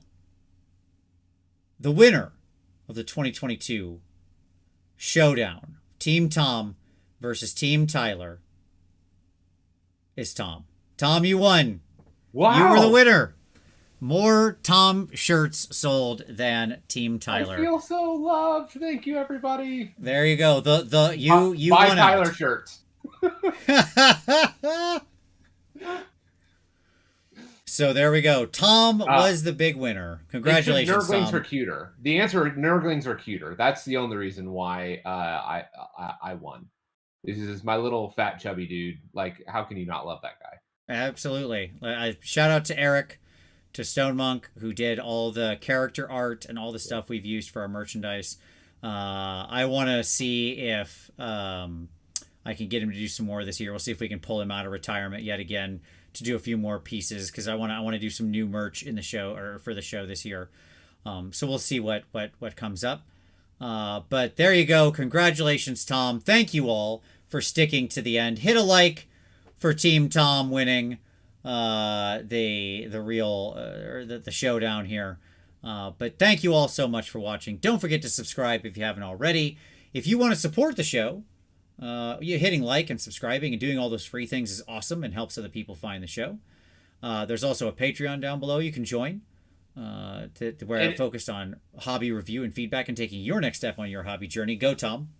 In other news, there may be a clearance sale on Tom shirts on eBay in the coming weeks. Sure. There's also a merch store, obviously. That link is down below. Don't forget the new paint line from Pro Acryl, my signature series and Ninjon's signature series of our 6 paints that we came up with and worked with Jason at Monument Hobbies to do. Comes out next week, basically, and it'll be in your local stores that carry Pro Acryl soon, so you'll be able to pick them up there, as well as conventions and things like that. But as always, thank you so much for watching. We really appreciate it. It's always great. Happy New Year, everybody. I wish everyone a year of hobby goodness. And as always,